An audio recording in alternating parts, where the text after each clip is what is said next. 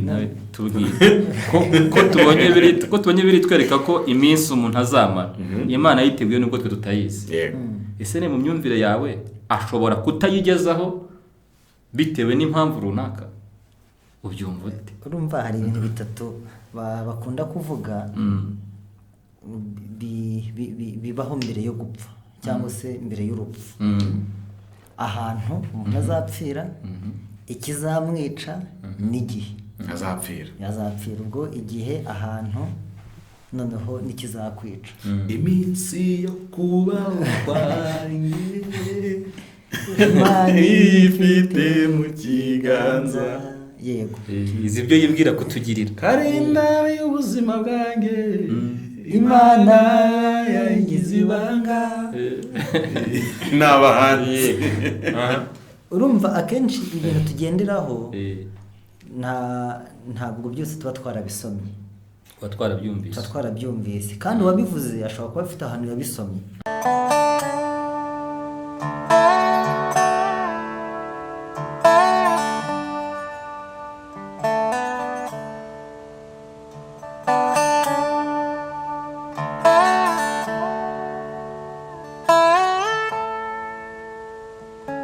Tuguhaye ikaze wowe wahisemo kudukurikira.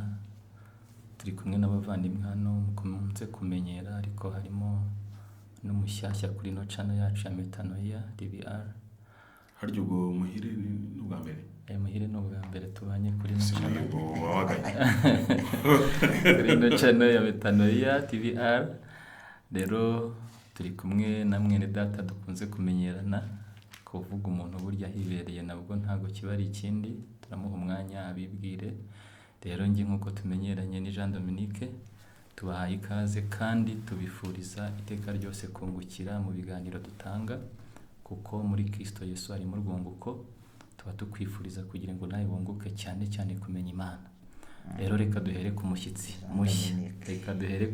mushya, atwibwire, dukomereze no ku mushyitsi w'umusango. Gusa mushya nk'umwaka. Ntabwo nzi ko ndi mushya. Ni mushya mu buzima bwose kuri no channel. Bikariyo. Birantunguye ko unyise mushya. Nitwa Umuhire Antoine, nagiye kubanza Antoine mpita numva namaze kubihindura, nabanza Antoine Muhire. Kandi siko witwa? Ko nitwa Umuhire Antoine. Hagiye ugukizaho narinzwe ari ituma biba feminine. Oya, izaho mu rugo turiho turabana batandatu. Twese dutangirwa na O. Data rero yagiye ntamubajije impamvu twese twitwa kugeza kuri Umuhire. Bibajije mama aramwira ati rwose yagiye atambwiye impamvu. Okay, ni dusangiza Pamphile. Ntago ndomushyitsi kuri Metanoia TVR. Televiziyo y'u Rwanda. Hanyuma dusanzwe tumenyeranye kuri Beora washyingiwe no kwijwi ry'umukwe ku barizi, ariko wowe cyane yabagiye birahari arayibitse ese washyize mu mufuka ndamire ko yarayimeze ibya cyangwa ni kwa kundi ibihe bizaho nyine bigatera umuntu gusinzira, wasanga usinziriye irahari ahubwo nayo amazi kwanga irahari ahubwo nayibwire irahari abantu bayisure bayirebe. Yitwa Twaguke TV kano ka arako nta kariho. Urumva ni channel ifuriza abantu kwaguka mu buryo bwose. Utunze moto imwe ashobora kwaguka akagira 3 n'eshanu n'imodoka. wavugaga mu ndimi ashobora no kuzisobanura. Yego, ariko Imana haye kubwiriza ubutumwa ntiyaguka ajya guhanura, abwiriza ubutumwa nyine ahubwo ivuga ubutumwa ryaguke ahantu abuvugira. Hari ukuntu nyine umuntu umva kwaguka akahita avuga ati buriya ubwo nahanuraga reka njye no kubwiriza. Ahubwo hanura cyane. Hanura cyane wabyaye rimwe ashaka kubyara kabiri yaguka byari bwa kabiri. Wize amashuri makeya yaguke yige menshi. Ariko mu murongo w'icyo nanone Imana ishaka ari igihe umuntu yakagana mu by'Imana idashaka kw'abandi. Warunutse ariko byibuhe ntacyo bitwaye. Warunanutse byibuhe nabyo no kwaguka. Yego, nabyo no kwaguka. Yego, twaguke. Kandi Imana ibimpe rwose. Twaguke mujyeho murebe uko bimeze. Munadukanire subscribe kuko ni byiza. Ni byiza cyane. n'ibindi byose musabwa gukora mugende mubikore. Murakoze cyane abadukurikiye, turi kumwe n'izi cano z'inshuti, ni cano nazo eshatu z'inshuti kandi zifite icyo zivuze, ariko harimo n'iya kane zifite icyo zivuze. Hari metanoia bivuga kwihana, ugahindukira, warangiza ukaguka, warangiza ukitegura umukwe uri muri beura, uri umugeni wa Kristo, tukajya mu ijoro. Urumva hari metanoia TVR ifite intego kugira ngo abantu bihane bahindukirire Kristo. Ni nabyo biriho nubwo biri mu magambo y'icyongereza muri introduction. Hanyuma umuntu yamara kwihana agahindukirira Kristo akaguka, noneho akaguka noneho yezwa buri munsi, kuko ubukwe bw'umwana w'intama bwegereje. Tubahaye ikaze rero, Imana ibahe umugisha. Tugiye kuganira ku bintu byiza, kandi ndatekereza ko muri bubyungukiremo. Gusa mbere ya byose tubanza kwereka Imana ikiganiro cyacu, kuko uno mugabo ajya akunda kwivuga ngo twebwe nta bintu dufite byafasha abantu, nta n'ibyahindura abantu. Hari umuntu bigeze kutumereta avuga ati twebwe amavuta turayahorana. Bone wa mukangura sinzire ko mwiteranire yaribwiriza kamavuta. Yani wavuze ngo nubwo yaravuye mu kabari ngo iki gitabo yakigisha ngo aracyumva cyane. Akurya nabikora. Birajuga ko yabikora. Reka rero dusabe Pamfili asenga Imana kugira ngo Imana iduhe impumeko yayo muri iki kiganiro. Mana, mu izina rya Yesu turagushimiye. Dufite impamvu y'ibihumbi zo kugushima, ariko reka tubanze twifatanyirize n'ibizima n'abakuru bari kukuramya. Ntibaruhuka ku manywa n'ijoro kuko bataruha. Bahora bavuga ngo urera, kandi kwera kwawe ntibakumenyera.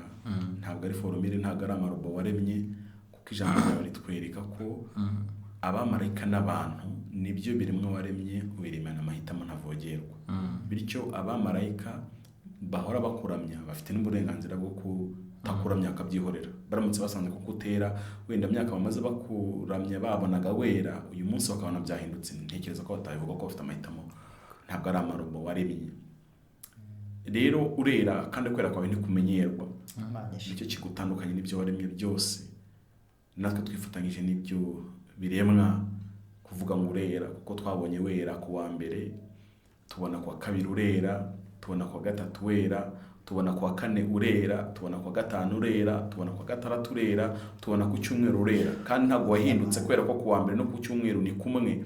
Ntabwo kwabaye kwera cyane ngo kugenda guhindagurika, kuko ntuhinduka muri kamere yawe.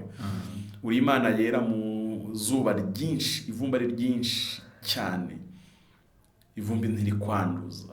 Uri Imana yera, imvura iri kugwa, ibyondo ntibigufataho. Ndagushimiye kuko wera. Urera abantu kwa gatandatu bakoze ubukwe bari mu birori babyina. Urera mu bitaro byinshi ababyeyi babyaye bari mu mpundu. Urera n'abantu bari kujya kwirimbi cyangwa bari kuvayo. Urera abantu bari mu bitaro barwaye barembye. Urera umuntu yabuze uko agira. Urera kandi abantu bari mu mashimwe. Kwera kwawe ntiguterwa n'ibihe isi iri gucamo. Ndagushimiye ko wera n'ubu twicaye muri iki kiganiro. Ariko hari n'impamvu yigeze zibaho mu buzima bwacu n'ibihe byabayeho, twanakwa ku mwanya wo gushima ntibawuduhe, kandi byakubuzaga kwera. Urera mu bihe bitandukanye abantu barimo.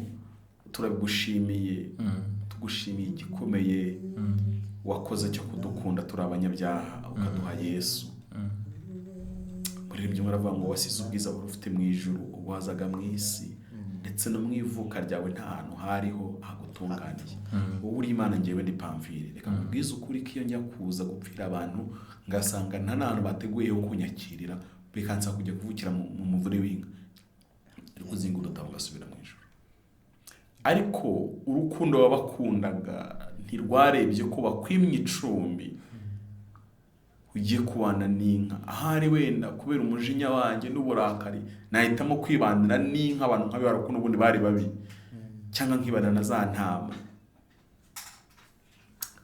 Ariko ndagushimiye kutagize umujinya ngo utwarwe n'amarangamutima nk'ayanjye, ukava mu kiraro ukajya kubana n'abantu suzuguritse cyane, watinya gupfa urupfu rwo ku musaraba, byari igisebo, kuko ntiwari uzandikwe hejuru imirimo myiza wari warakoreye abantu myiza, iyo upfa neza nk'uko tubyita ngo by'abasirimu wari kwandikwa mu bitabo by'intwari, kuko wazuye abantu, wakijije abantu, wahaye abari bashonje, mbese wagize neza, byari gutuma abantu bakwandika mu gitabo cy'intwari. Ariko ntabwo waje mu isi kwandikwa mu gitabo cy'intwari, waje mu isi gucungura abantu.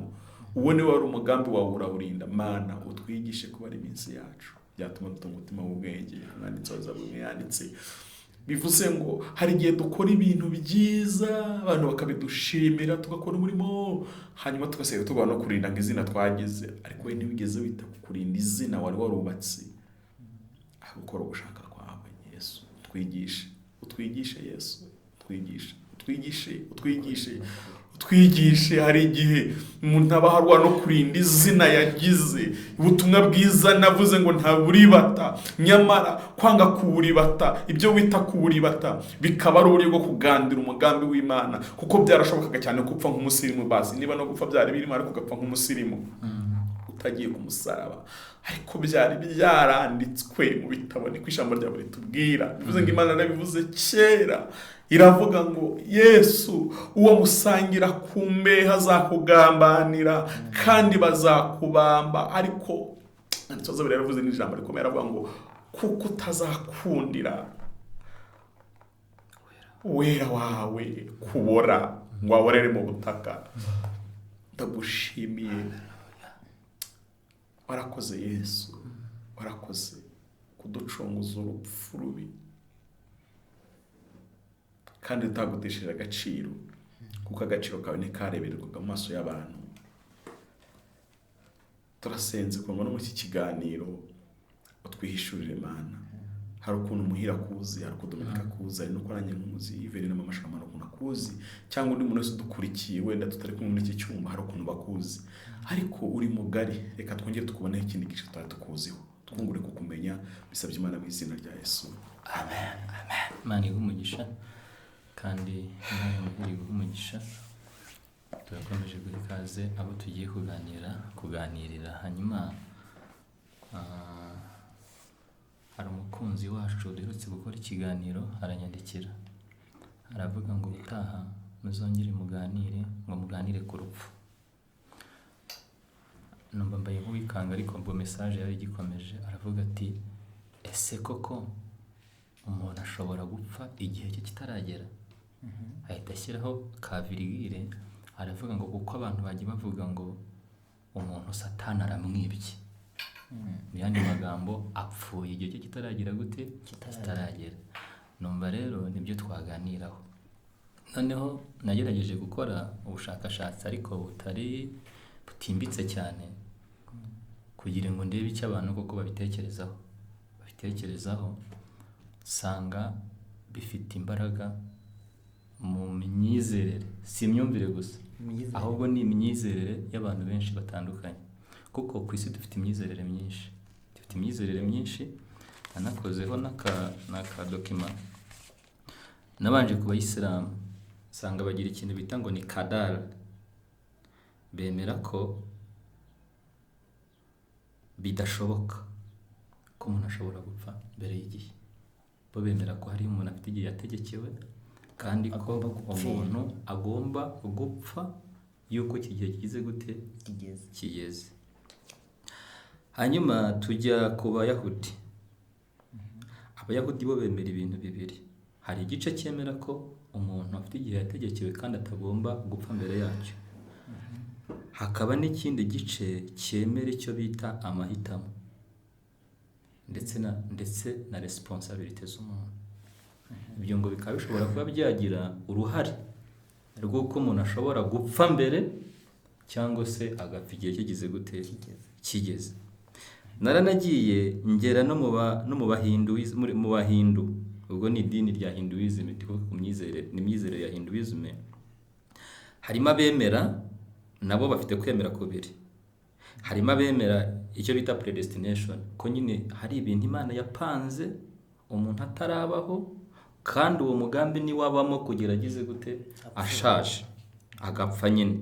Ariko nanone hari abandi nabo bemera icyo bita free will na personal responsibility, cyangwa se amahitamo y'umuntu ndetse n'ibyo akora ku isi bishobora gutuma atageza igihe cyangwa se akakigeza.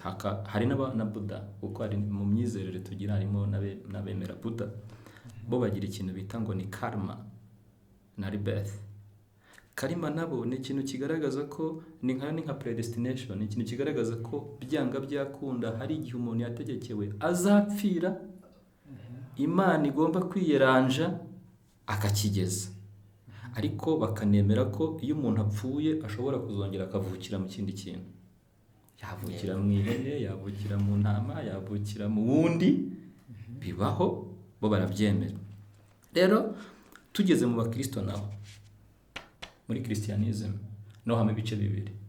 Hame igice cyemera ko umuntu afite igihe yategekewe gupfa, adashobora gupfa mbere yaho, yasitara, yagongwa, yahanuka mu ndege, yakibira mu mazi, adashobora gupfa iyo kitaragera gute kitaragera. Ariko akaba n'abandi nabo igice cy'abakristo bavuga ati no, wibeshye ukajya mu muhanda imodoka yaguca hejuru ukagera gute ugapfa. None bavandimwe turi kumwe kandi n'abantu badukurikiye hamwe n'uwo mukunzi wacu, byanga bikunda ikiganiro azagikurikira. Reka duhere kuri Pamphile, ubu byumva gute? Kubi kose buri gihe kari uhera utanza gusenga riga niyo mukuru bahera ku mwana. Umwana arabanza kumva ibyo umukuru avuga kugira ngo ataza kurumva nyine, wenda ntabwo ngiye kuvuga icyo bagiye kuvuga. banza n'ubundi kuko akenshi iyo turi kumwe tuganira nk'abavandimwe, bitari n'ibingibi by'uko turi kuri kamera. Tubanze dushimire uwo muvandimwe, uwo mukunzi, ko ni byiza kugira amatsiko. Wasanga niba tugiye kuganira umushyize hano yavuga n'ibirenze ibyo turi buvuge, wenda bagira ngo akangure abantu ko hari igihe ubaza ikibazo kandi ugifiteho amayide. Umuntu yamushimira. Ako nanone nkanibaza, ntabwo ugeze mu mazi wenda akarwaye, wasanga arwaye wenda ahubwo atinya ko rugiye kuza rukamutwara. Ushobora no gusanga mu muryango hari abagenda akavuga ati hari abagenda. Urumva mbere y'uko tugira nabanzaga no kumushimira uwo muntu, kandi no gutekereza. Hari n'ushobora kubyumva gutya, wenda afite n'ikibazo avuga ati ejo nshobora gupfa, kandi ibindi bintu birigishwa. Tutaranabyinjiramo cyane ngo tubivugeho, birigishwa. Hari umuntu wabyigishije hano hirya, araza aravuga ati ubundi muravunwa n'iki? Ati mwese ari mu cyumba kuno nyine haba amateraniro abaho, hakabaho icyumba ndabizi birakomeye cyane. Tubona kwita amateraniro yo mu mibyizi. Yego.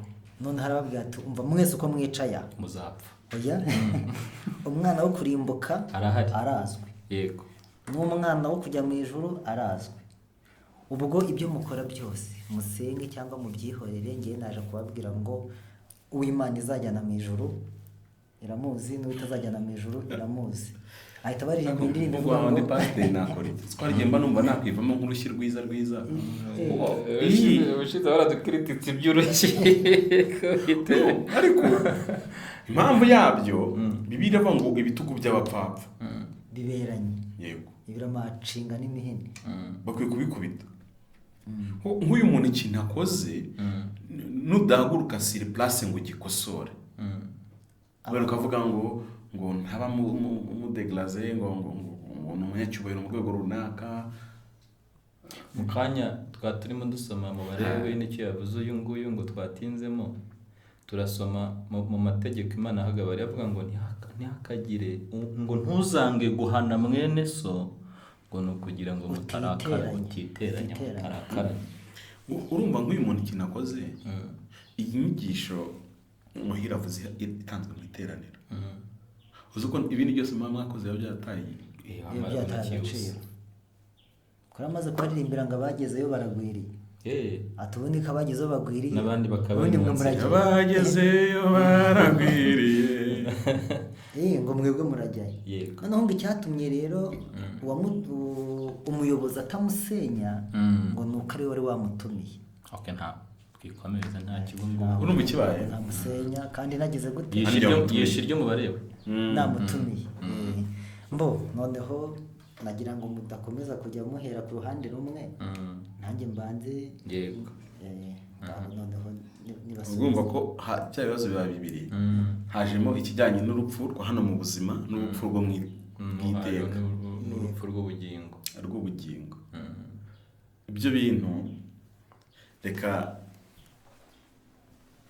ubwo mumpaye umwanya ntabwo mumpaye iminota ngiye gusoma Bibiliya kandi ntimurambere yego banza uhere kuri iki kintu tubanje no kubona iyi myizerere y'abantu bizera gutya bafite ukuri. Reka mvuge ku bakristo andi madini twiga imyizerere yayo kugira ngo tumenye uko iyacu tuyiha imbaraga. Yego ubwo ni uburyo bumwe cyangwa se turebe ubuyobe baguyemo kuko iyo wize neza imyizerere y'aya madini yose atari aya Kristo yose atari aya Kristo usanga bayobejwe nuko batamenye inzira y'agakiza Imana ateguye bo bakishakira inzira zabo bashaka inzira y'agakiza ariko ntibanyure Imana yateguye iyo concept y'Imana abantu bose barayigira kuko muri anthropology bigisha ko ubwonko bw'umuntu ntabwo bufite ubushobozi bwo kureba ikintu kitabayeho cyangwa kitahari icyakora bushobora gufata ibyari bihari bukabimodifiya cyangwa ukadevelopa bugakoramo ikindi kintu ariko ntabwo ubwonko bw'umuntu ushobora kwicara gutya ngo habeho ikintu ubwonko bwanjye buhimba ikintu kitigeze kibaho ntabwo bishoboka icyo bikora nshobora guhera ku muntu wakoze akakuma kari gufata amajwi igitekerezo cye nkagikuza nkakora ikindi kintu kirenze gufata amajwi ahubwo gishobora gufata nk'umuntu kikamushongesha kikamugira wenda nk'urugero kikamugira nk'umwuka ariko mpereye ku gitekerezo cy'umuntu cyari gihari noneho kiraho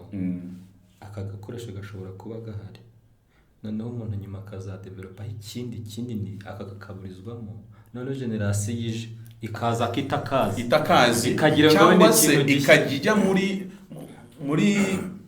mu nzu ndangamurage n'ibimenyetso by'amateka bakagasangamo bashobora no gukora ukagira ngo we yakoze igishya yego yaremye igitekerezo gishya kuko mubyumve neza abantu mwese muri muratura kuri telefone ku ma computer ku ma televiziyo ubu uyu munsi uburyo ibyo bintu bizamo iwanyu nk'urugero amateka agaragaza ko televiziyo ya mbere yakozwe cyari kinini kuruta iki cyumba twicayemo murebe buri telefone yanyu ibwaye iruta computer mu mikorere y'icyo gihe kandi nikangana kuriya urumva rero uwakoze kuri uyu munsi ntabwo ari umuhanga kuruta wakoze cya kintu cyo kuri uyu nguyu ya develop cya gitekerezo cya kera rero na abahindu ababudiste abayisilamu n'abantu bose even n'abayahudi yego bone twabandamo nabo twita abapagani bo mu idini mu Kinyarwanda bitanga idini rya gakondo cyangwa rya gihanga ko wabyumva kose mu bice bitandukanye by'isi abantu bagenda bagira imyizerere ariko imyizerere yose ipointa ku Mana ko habaho Imana ariko inzira zijya kuri iyo Mana nizo zitandukana marerezoma izo nzira rero zituma bagera ku Mana zitandukanye n'ubundi yego kuko hari abahita barema Imana zifatika bagasenga izuba bagasenga imibumbe runaka ibyo bigakunda tugendeye kuri iyo myizerere wasomye kuko ku isi yose iyo myizerere even na politike n'uburyo bw'imyizerere ntabwo aba utizera ubundi yego byo nta muntu ubaho nyine utizera hari abizera ko Imana itabaho yego iyo nako nicyo bizera iyo nayo ni imyizerere ni ukwizera kandi ihita ibaho umurongo w'ubuzima cyane uko wizeye kose biguha umurongo w'ubuzima rero reka dufate kuri aba bizera nko muri karuma n'urugero karuma ubundi muri physique nabyo bibamo buri action igira reaction niko muri ni itegeko rya rimwe mu mategeko agize physique twebwe muri psychology behavior igira response yego nuko bigenda noneho urumva ko ni akaruma bakavuga bati ibi bintu biri kwa kuri muhire ni karuma hari ibintu wakoze ejo bundi biri kukugaruka ni nabyo bizagena ikigiye kuzabaho ejo ibyo bintu bya karuma cyangwa abantu bizera muri reincarnation abantu bizera muri reincarnation bavuga ngo muhire nawe wabayeho mu buzima bwiza wubaha umeze uri umuturage mwiza nupfa uzazuka uzavukira mu kandi gasimba keza niyo mpamvu abantu bagatureta neza ariko niba warapfuye nako warabayeho uri umunyabyaha uri ikintu kiri aho ngaho kugira ngo Imana izanze gucisha muri icyo kintu cyitwa reincarnation ngaruke uri nk'imbwa tukubone twese tugukubite kugira ngo hanirwe ibyaha wakoze mu hahise hawe mu myaka nk'igihumbi ishize ariyo mpamvu hari inyamaswa nyine ziza tukazanga n'iziza tukazifata neza iyo myizerere yinjira mu Kristo Bibiliya ivuga iki ku bijyanye no gupfa mbere gupfa nyuma cyangwa se kurimbuka no guhabwa ubugingo munyemerere nsome nk'amagambo ibice bibiri cyangwa se mu bitabo bibiri ndasoma muri Zaburi ni ijambo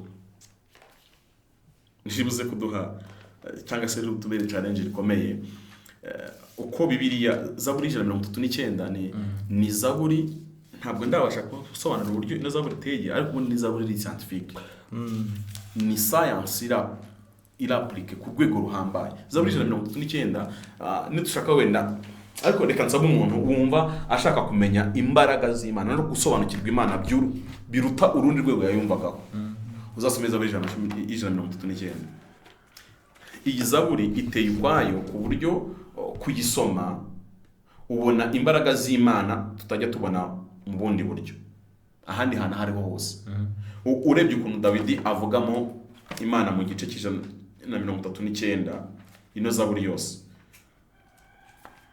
aravuga ngo Uwiteka warandondoye uramenya uzimwicira yanjye n'imihagurukira yanjye yego umenyera kure ibyo nibwira ujya urondora yego kwa kumenya ko Imana guhambaye kuruta ibintu ibyo aribyo byose ujya urondora imigendere yanjye n'imiryamire yanjye uzi inzira zanjye zose kuko ijambo ritaraba ku rurimi rwanjye uba wamaze kurimenya rwose Uwiteka ungose inyuma n'imbere ukize ukuboko kwawe kumenya ibikomeye bityo n'igitangaza kinanira ni Dawidi ni ugutekereza Dawidi aricaye aravuga ngo ariko ubundi ubu areba kumenya ko Imana ku buzima bwe buri move Imana arizi ko ngiye kuzamura akaboko gutya yari bizi mbere yuko yari bizi na mbere uko nzavuka yari bizi ko nzazamura akaboko gutya turi mu kiganiro yego Dawidi avuga ibintu birenze ukwemera cyangwa birenze imitekerereze y'abantu aravuga ngo kuransumba simbasha ko kugeraho ikintu cy'abantu bakwiye kubanza kucyumva noneho ibijyanye no kumenya ko Imana ngiye pamfisi nshaka kumenya byose ndagusomba ibijyanye n'ubwenge bw'Imana sinshaka kumenya byose biransumba nyine ariko hari aho ampa kumenya niyo mpamvu hari ibindi biturenga padiri agatabatira niro bitagatifu ryo kwemera gahita byora Imana ahita avuga ngo ndahungira he umwuka wawe kuri cya kintu cya omnipresence y'Imana Imana kwibera ahantu hose icyarimwe ndahungiraho umwuka imenya byose kandi nabera hose icyarimwe nindi nature y'Imana ikomeye iravuga ngo ndahungira he mu maso hawe amaso y'Imana ahuta kureba isi nanone niko Bibiliya ivuga aravuga ngo nazamuka nkajya mu ijuru uriyo nasasa uburiri bwanjye kuzimu naho uriyo nakwenda amababa y'umuseke ngatura ku mpera y'inyanja aho naho ukuboko kwawe kwahanshorerera ukuboko kwawe kw'iburyo kwahamfatira nakwibwira ati nokuri umwijima niwo uri buntwikire umucyo ngose uhindutse ijoro burumva nuko n'umuntu yibwira n'umwijima ntugira icyo uguhisha murumva kureba ko Imana ukuntu biteye urumva ntabwo abuze ijoro abuze umwijima yego ijoro n'umwijima biratandukanye darkness aravuga ngo ahubwo mwumve ijoro ku Mana riva nk'amanywa iyo Imana riba mu ijoro gutya ni nka kumanywa kuri yo nta manywa nta nijoro igira nta ibyo bintu ntibizi umwijima n'umucyo kuri wowe ni kimwe kuko ari wowe waremye ingingo zanjye impyiko umutima buri kintu cyose uzi kikugize Uwiteka niwe wakiremye wanteranirije mu nda ya mama pièce par pièce Pièce par pièce. Ishyiraho. Imana yanteranyirije mu nda ya mama. yego Aba scientific ibintu kuki mutabyumva, kuki niba mushaka kumenya Imana mwajye musoma mu Bibiliya.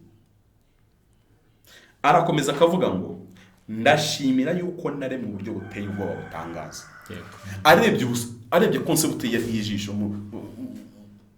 muri medicine ukuntu ijisho riteye akarijyana muri physique, kuko urumva umuhanga wize ijisho muri medicine ashobora kuba ari we waje kudevya akaba atari kumundi Agakora kamera. agahita akora kamera Lens. agakora kamera, kuko kamera ni ijisho rero robotique. yego Ni mwumbi ibi bintu aravuga ngo uburyo wandemye buratangaje. Reba igihe uhereye wogosha umusatsi ukangukaza kandi hirya y'uruhu ntawe uhari. Ngo cisho yakana gahugurya nta musatsi uriyo. Wenda ngo tuve ngo nuko ari rurerure rumanuka rukagera ipfira mu birenge ntawe uhari. Iyo ukomeretse aha ntago ubona y'imisatsi. Ntayihari. Ubu bintu byabyo bigaragaza imbaraga z'Imana ku rwego ruhambaye. nakuri Kandi mwogosha buri munsi ariko ndawogosha izo nkasubirayo kandi sindabona hepfiri yakizi cyawo kimwe cyumve. Nuko Dawidi yarari kuvuga aravuga ngo imirimo wakoze ni ibitangaza ibyo umutima wanjye ubizi neza. Igikanka cyanjye agiye muri skeleton. noneho urumva mbere yarari muri anatomy mu mikorere y'umubiri, agiye noneho mu buryo umubiri uteye physiology na anatomy ni uburyo umubiri w'umuntu uteye no gukora.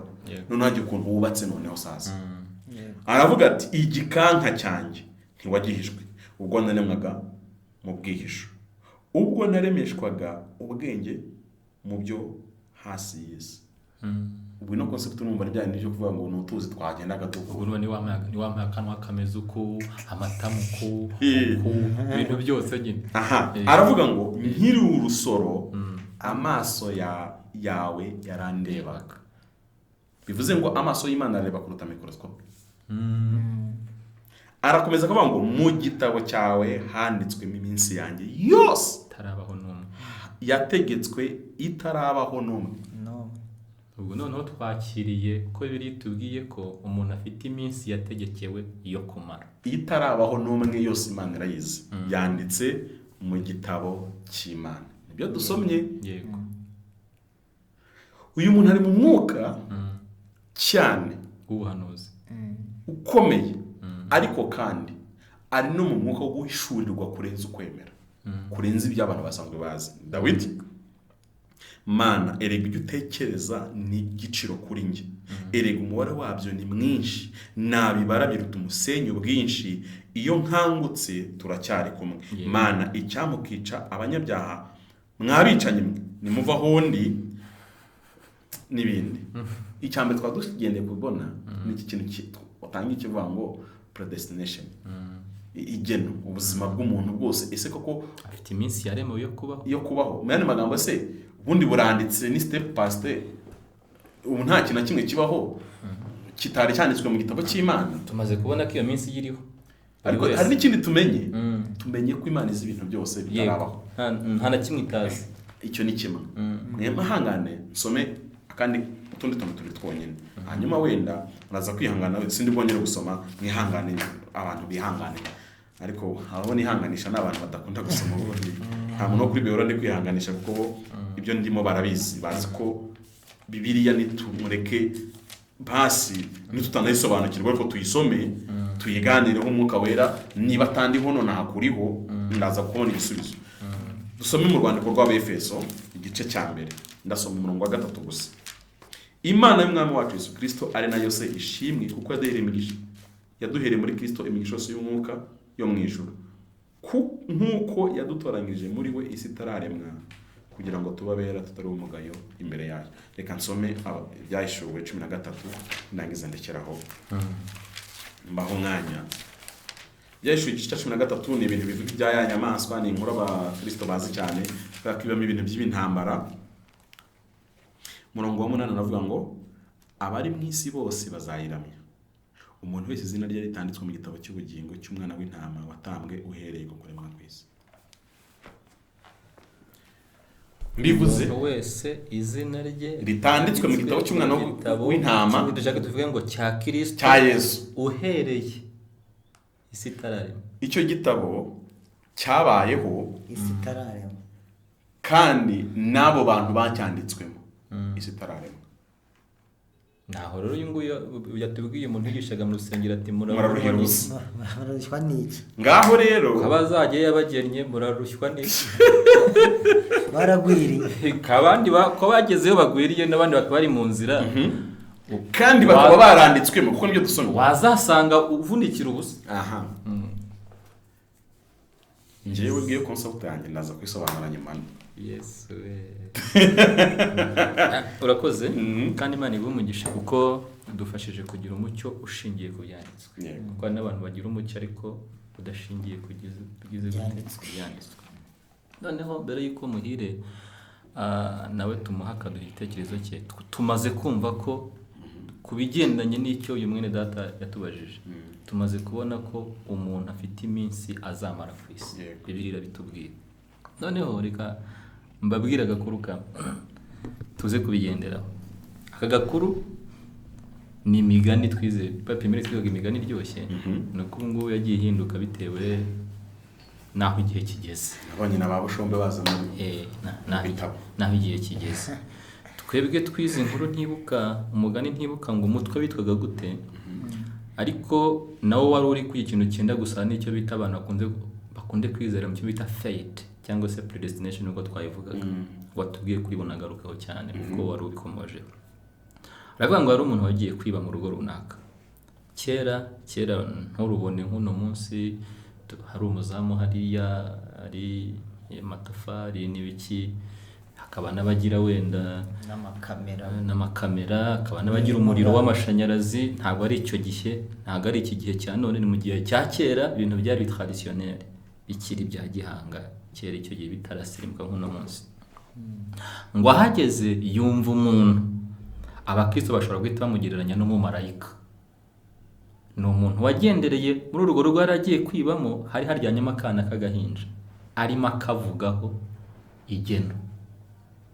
Noneho ngo agateze amatwi mbere arimo arakabwira mwana gutya na gutya gutya na gutya, akabwira ngo ibintu byinshi, ariko anakabwira ngo wowe uzicwa n'agahwa k'agahandanzovu. Abantu bo mu mujyi ntabwo bari buze kumenya agahwa k'agahandanzovu. Nuduha dutoya tuba tugiye tumeze kenda kumera nk'akaziga ariko kari w'amahoro. Akaziga kabagira akantu k'agahwa kakona kwica mu kirenge, ntikagera kure ariko nyine kaba kandi karanavura n'umuti uvura mu buryo yego kubanza kavura mu mana ibintu. Noneho ngo ahita ahindura yumvisha ibyo aribaza uwo mujura ati koko birashoboka ubazicwa n'agahwa k'agahandanzovu? Niko kazamwe yumvaga agahwa k'agahandanzovu kakica umuntu. Ni na gatoya se wakakikira kwenda wakibaza kakica umuntu. Ngo ahita ahindura ayinjira mu nzu atagiye kwiba ahubwo agiye guhinyuza ibyo uwo yavugaga. Mu bakirisa ashobora kuba yakitwa marayika, ariko muri muhanuzi ariko muri gakondo n'umupfumu yakitwa n'Imana cyangwa n'umukurambere ugarutse gusura abantu. Ngo ahita afata inkota ashita kakana, ngo asigaze ko kagize gute gapfuye ntikapfa. Ariko ngo akomeza gukurikira amakuru ko bari bugashyingure ntikapfa, ahubwo ngo kabaho, barakavura kagira gute karakira. Ngakora nk'umukobwa mwiza, ngaravuga ati nanjye nzarwanya kiriya kintu koko ndebe niba ari cy'ukuri. Agahandanzovu ngo agambirira kuzarongora wa mukobwa. Noneho ngo umwe wahoze ari umwana yishe ntapfe. Umwe ari umwana yishe ntapfe. Noneho ngo rero amaze nawe no kuba umuntu ukomeye, afite abagaragu, afite iki. Noneho ngo abwira abagaragu bati n'abaja ndetse atuye umugore akazigera agera hanze, akazigera akandagira ku butaka. We ntiyanabwiye ngo ikizamwica ni iki. Akazigera akandagira ku butaka nzabamanika.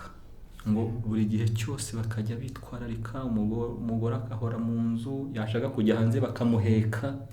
Ngo igihe kimwe rero ngo aza kumva urusaku rw'abahigi n'imbwa zivuza mayogi.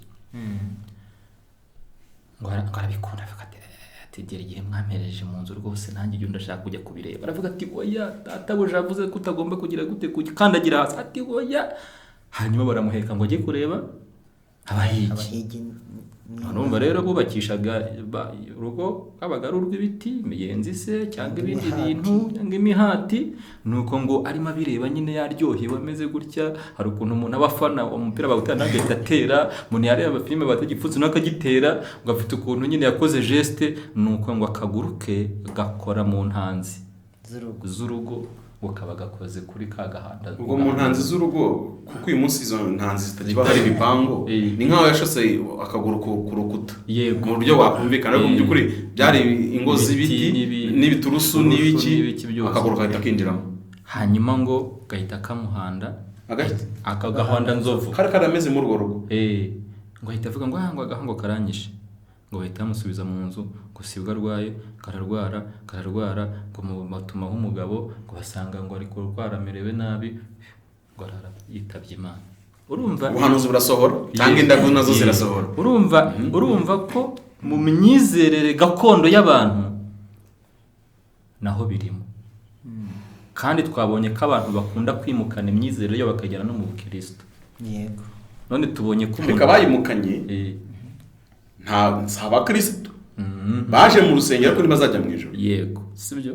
Urumva ko ino myizerere iri muri ino nkuru irashimangira icyo tumaze kubona ko iminsi ya Dawidi itarabaho n'umwe yari yanditse mu gitabo cy'Imana. Gishimangira ahubwo dore icyo yabishimangira ikizamwica. Ariko ikizamwica ubwo kinagendanye nanone agahanda nzovu kashaka kumwica kiri umwana yari birashoboka. Ahubwo urumva awuzanyemo indi topic ivuga ngo Imana yagera ikizakwica kirahari. Yego, none muhina tubwire ko tubonye biri twereka ko iminsi umuntu azamara Imana yiteguye nubwo twe tutayizi. Ese ne mu myumvire yawe ashobora kutayigezaho bitewe n'impamvu runaka? Ubyumva ute? Urumva hari ibintu bitatu bakunda kuvuga bibaho mbere yo gupfa cyangwa se mbere y'urupfu.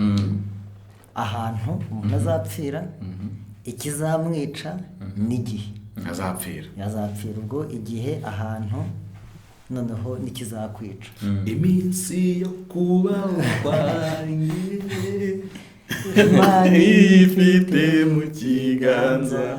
Yego, izi byo yibwira kutugirira karindari y'ubuzima bwanjye Imana yagize ibanga. n'abahanzi. Urumva akenshi ibintu tugenderaho ntabwo byose tuba twarabisomye, tuba twarabyumvise, kandi uwabivuze ashobora kuba afite ahantu yabisomye cyangwa arabitekereje afite icyo abihereyeho akabivuga.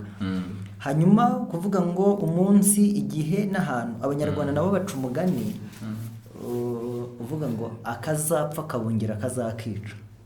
Akazapfa kabungira. Urumva niba ari uzanyica nkora nkwikururaho, nkoresha ubwo nzana nkushanga ngo ariko ngo n'agasozi kagusabye amaraso kandi ntuyakarenza, niba ari nkugira gute nyine uyamena aho ngaho. Komeza utubwire muhinga.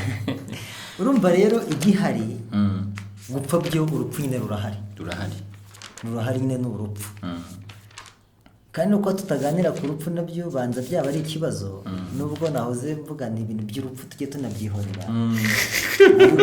Urupfu ngo ruragapfa, rujye ubigatira urupfu ngo rugira ngo n'urubori, hari igihe ngo tuzarubaza ngo urubori rwawe ruri hehe. Ako ni urupfu ruhari, rwo nta nubwo twanabitindaho. Kandi urupfu twibukiranye neza ko ari Imana ruremye. Icyo nicyo nangiye rero kuvuga cyangwa nangiye kubaza. Urumva nanone iyo tuvuga urupfu tuba tuvuga ibintu bibiri cyangwa mu buryo bubiri. Hari ugupfa kwa nyingewe muhire k'umubiri, nkasinzira cyangwa nkapfa nkanuye ariko nkaba ntagihumeka, bakajyana mu isanduku bagashyingura umubiri wanjye ukaba wapfuye, mukavuga ngo muhire yapfuye. Ariko no kuba njye ndi hano gutya muri kino kiganiro kandi mu ijuru barankinguye, ariko nyine mwe mukabona ndahari ndakitinga ndakora ibintu n'agatutu kabo kampaye nakashyidikana. Ibyo Paul yavuze ngo twari dupfuye tuzize ibyaha n'ibicumuro, n'amagambo ubikozemo urwo narwo n'urundi rupfu.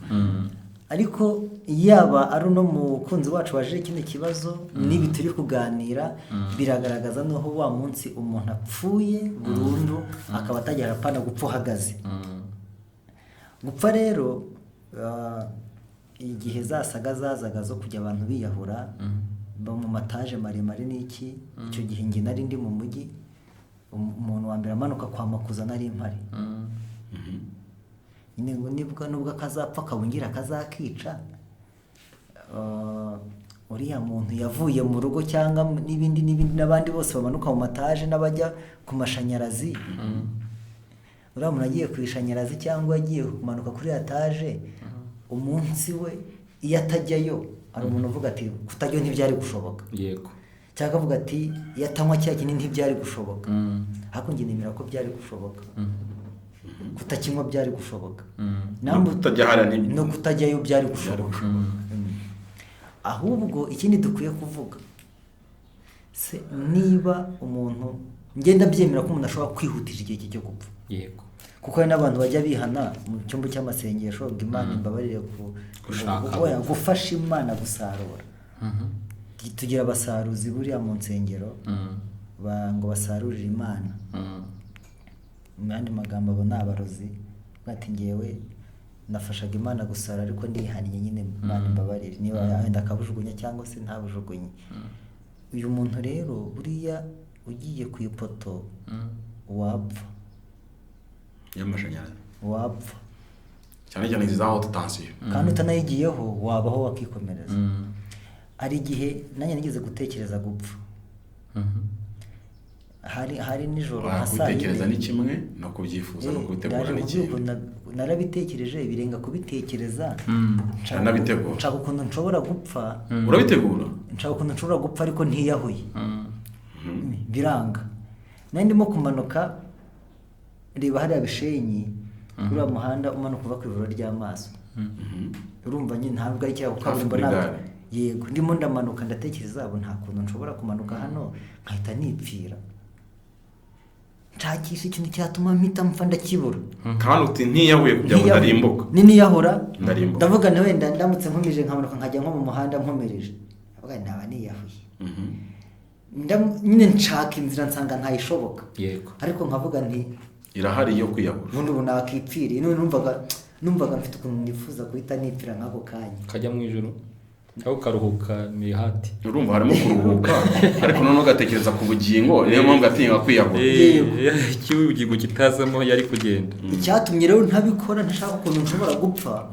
Nuko urumva nyine urwo pfu nari kuba ndwihamagariye. Gusura rubona hafi ko ruhari. Ariko ikibazo ni ugiye kuruhamagara. Urumva nabonaga nk'impyisi imbere yanjye, nkavuga ntira mpyisi wayisoma. Ndavuga ntira mpyisi. Uno gusoma impyisi. Iyo mpyisi yo nyisoma nari gupfa. Ikiganiro ntabwo nabikuba nkirimo. Ako nyine sinapfuye kubera ko iyo mpyisi wanze kuyisoma. Yego. Bivuze ngo ushaka gupfa, impyisi ireba wayisoma ugapfa. Ushaka gupfa imodoka ireba ukabanzamo agahanga imbere yaho yagaturitsa. Yagaturitsa rwose. Umugana wa mugabo puwe yanjye nemera ko Imana iminsi irayizi. Kubera ikibazo cyitwa kumenya ko Imana utandukanye no kwawe byose irabizi. Yego. Ariko amahitamo yanjye mfite ku myaka ngize nshatse sinarinza wundi munsi. Yego, hari n'abiyahura ngo rukabanga, ariko baba biyahuye nabi. Aba yagiye ushaka kwiyahura upika kwanga ariko nakwahura ntibyanga. Ushaka gushaka umuntu kwahuranye. Nuko kwahuranye. Ntagaruke. Yego, urumva umuntu iminsi Imana yawe irayizi. Yego. Ariko ikizakwica ushatse wagihitamo. Yego, uyu munsi oya ntabwo ari ushatse, uyu munsi urushakashatsi kwamaze ku n'iminsi wayigabanya. Ako kuyongera byubanza bidashoboka. Yongera. Umunsi wasigaye badireyinga. Erega reka tujye tuvugisha ko iterambere aho rigeze. Uyu munsi umuntu asigaye agena ko yapfa cyangwa ntapfe bakadireyinga urupfu. Ntabwo barukuraho. Gupfa ko ubuzagenda ariko bashobora kurutinza. Babizi neza, reka n'iki kintu nkivuga ko ni ikoranabuhanga rigezweho. Mu by'ukuri nta kintu umuntu wanjye ntakwiye kumukorera kugira ngo ndebe ko atapfa. Yego. ariko nanone gutinza umuntu mbese nimura umunsi wo gupfa ariko ntari kongera igihe amahirwe yo gukira nabwo ntacyo bimaze. Ibi reka mbivuge gutya, hari abantu bari kumara nk'abapfuye muzabyumva, sinzi wa minisitiri w'intebe wo muri Israel wigeze waga muri koma yarapfuye, byaje kurangira gute? Hari uwo nzi wigeze amara igihe kinini akajya tubina ngaracyarimo muri Israel, ntabwo muzi se wigeze sinzi, muzatubwire niba akibaho cyangwa arahezeyo. Ariko umuntu ashobora gupfa hanyuma abaganga bakanga ko arekanya, kuko gupfa mu buganga cyangwa gupfa muri medicine bibamo amoko. Hari igihe bavuga ngo gupfa ari uguhagarara k'umutima, hari no gupfa ko guhagarara k'ubwonko, hari ugupfa ko guhagarara kw'ingingo. Urumva urupfu rugiye bitewe n'umuganga wagusuzumye n'ibyo asuzuma. Noneho hari igihe umutima wawe uhagarara. Mu by'ukuri abaganga bashinzwe iby'umutima bavuga ngo wapfuye, ariko bagahita gushyiraho ibyuma bituma umutima udahagarara. Umutima ugakomeza ukora ukoreshwa n'ibyuma, noneho ntugikora bimwe iby'Imana uremeye, ibyo byararangiye. Ariko urumva bakabwira ibyuma ngo ntacyo mumufasha ko bifasha umutima wakomeza ubeho. Ubwo buryo burahari mu bitaro byateye imbere, ntabwo nzi niba mu Rwanda birahagera, ariko ndabizi cyane mu bihugu byo hanze ko byamaze kuhagera, ku buryo nyine Dominique baravuga ngo kuri iyi tariki yapfuye, umutima wahagaze. Ariko kubera inyungu runaka z'ibitaro cyangwa se ko umugore yumva atashaka kukurekura, bati bayamuye mushyize kuri biriya byuma, gusa we ntacyo yakimarira umurwayi kuko ntacyo n'ubundi already barapfuye, kuko n'ikimenyimenyi iyo bagukuye kuri bya byuma bihita birangira, cyangwa se bikaba byaba ku bwonko, ubwo umutima ukaba ukiri muzima ugikora, ariko ubwonko bwaramaze gupfa. Rero abantu cyane cyane batize, reka mvuge gutyo mwihangane, cyangwa bize make nk'ayanjye, sibyo kurumva wenda harakumva asumyizeho, kuko namenye ko ubwonko bushobora kuba bwarapfuye mu mutima ugikora, cyangwa umutima wapfuye ubwonko bugikora. Hari igihe noneho umuntu apfa ubwonko umutima ugikora, hanyuma bagakora ubundi bwonko, hari ibyuma bihari ubwonko bakaba bakoresha ubwonko, reka mvuge ngo buri artificiel. Icyo gihe niba bucomokora kuzahita ugenda. Ubyo rero ni uburyo bwo kudirenga cyangwa se gukerereza urupfu. Ariko already ntabwo bari kukugarurira, ntabwo si ikibazo cy'uko bari kukuvura. Ya minsi Imana yagenye yararangiye. Reka dushaka tuvuge gutyo, barimo bararwana no kugira ngo ukiriho, ariko iminsi Imana yagenye. Kuko icyo gihe uyu muntu uri muri bya byuma, ari umutima w'ibyuma ari gukora n'ubwonko bw'ibyuma ari gukoma, ntabwo amategeko y'isi yapfuye. Yego, ntimwemera kugurisha umutungo we, ntimwemera gufata icyemezo ku buzima bwe, aracyariho. Hanyuma ariko n'umucomokora ahita agenda nk'uwacomokora hariya muri purize, amatara ahita azima, mwatubura. Ubwo buryo rero uyu munsi abantu barabugerageje kandi babugejejeho kugeza ubwo bashaka kukubika gutya imyaka 10. Urakoze cyane. Muhira amaze kugaragaza ko bitewe na ya myizere twagiye tukabona hari abantu bemera amahitamo na responsibility. Yego. Nanone nagira ngo mbanze soma amagambo hano dushobora kubonamo ikintu kimeze nk'icyabuze, ko umuntu ashobora kugenda mbere. Birashoboka. Dusomye hano Yobu mu gice cya 5 ndahera ku murongo 20, mwumve mugende mwumva context wenda text ntimuzikire imbaraga cyane. Murongo 20 aravuga ngo ni Yobu gice cya 5 mpere ku murongo 20, mu gihe cy'inzara izagukiza urupfu. Kuki mugije urupfu kandi urupfu n'undi umuntu azapfa? Biravuze ngo n'inzara yakwica igihe kitaragera. No mu ntambara izagukiza imbaraga y'inkota. Bivuze ngo inkota yaguhitana kandi iminsi Imana yagenye itaragera gute? Itaragera. Niyo mpamvu izenterivena kugira ngo igire gute? Igukize. Uzahishwa intonganya z'ururimi kandi ntuzatinya kurimbuka gupfa mu buryo bw'imitekerereze. Yego, bwa bwonko wavuga. Yego, hari igihe umuntu akwica kandi ukiriho, ku buryo umuntu ari nabyo Dawidi yigeze yandika muri Zaburi 20 akavuga ngo ni Zaburi 20 ntabwo nibwo neza, aravuga ngo wankuye ngo nsigaye numva nimereye nkuba mu mvu cyangwa mu ikuzimu. Yego, kandi ntuzatinya kurimbuka kuje. Kurimbuka n'inzara uzabiseka, kandi ntuzatinya inyamaswa zo mu isi nazo zaguhitana, kuko uzasezerana n'amabuye yo mu gasozi, kandi inyamaswa zo mu gasozi zizuzura nawe. Uzamenya yuko amahoro ari mu rugo rwawe.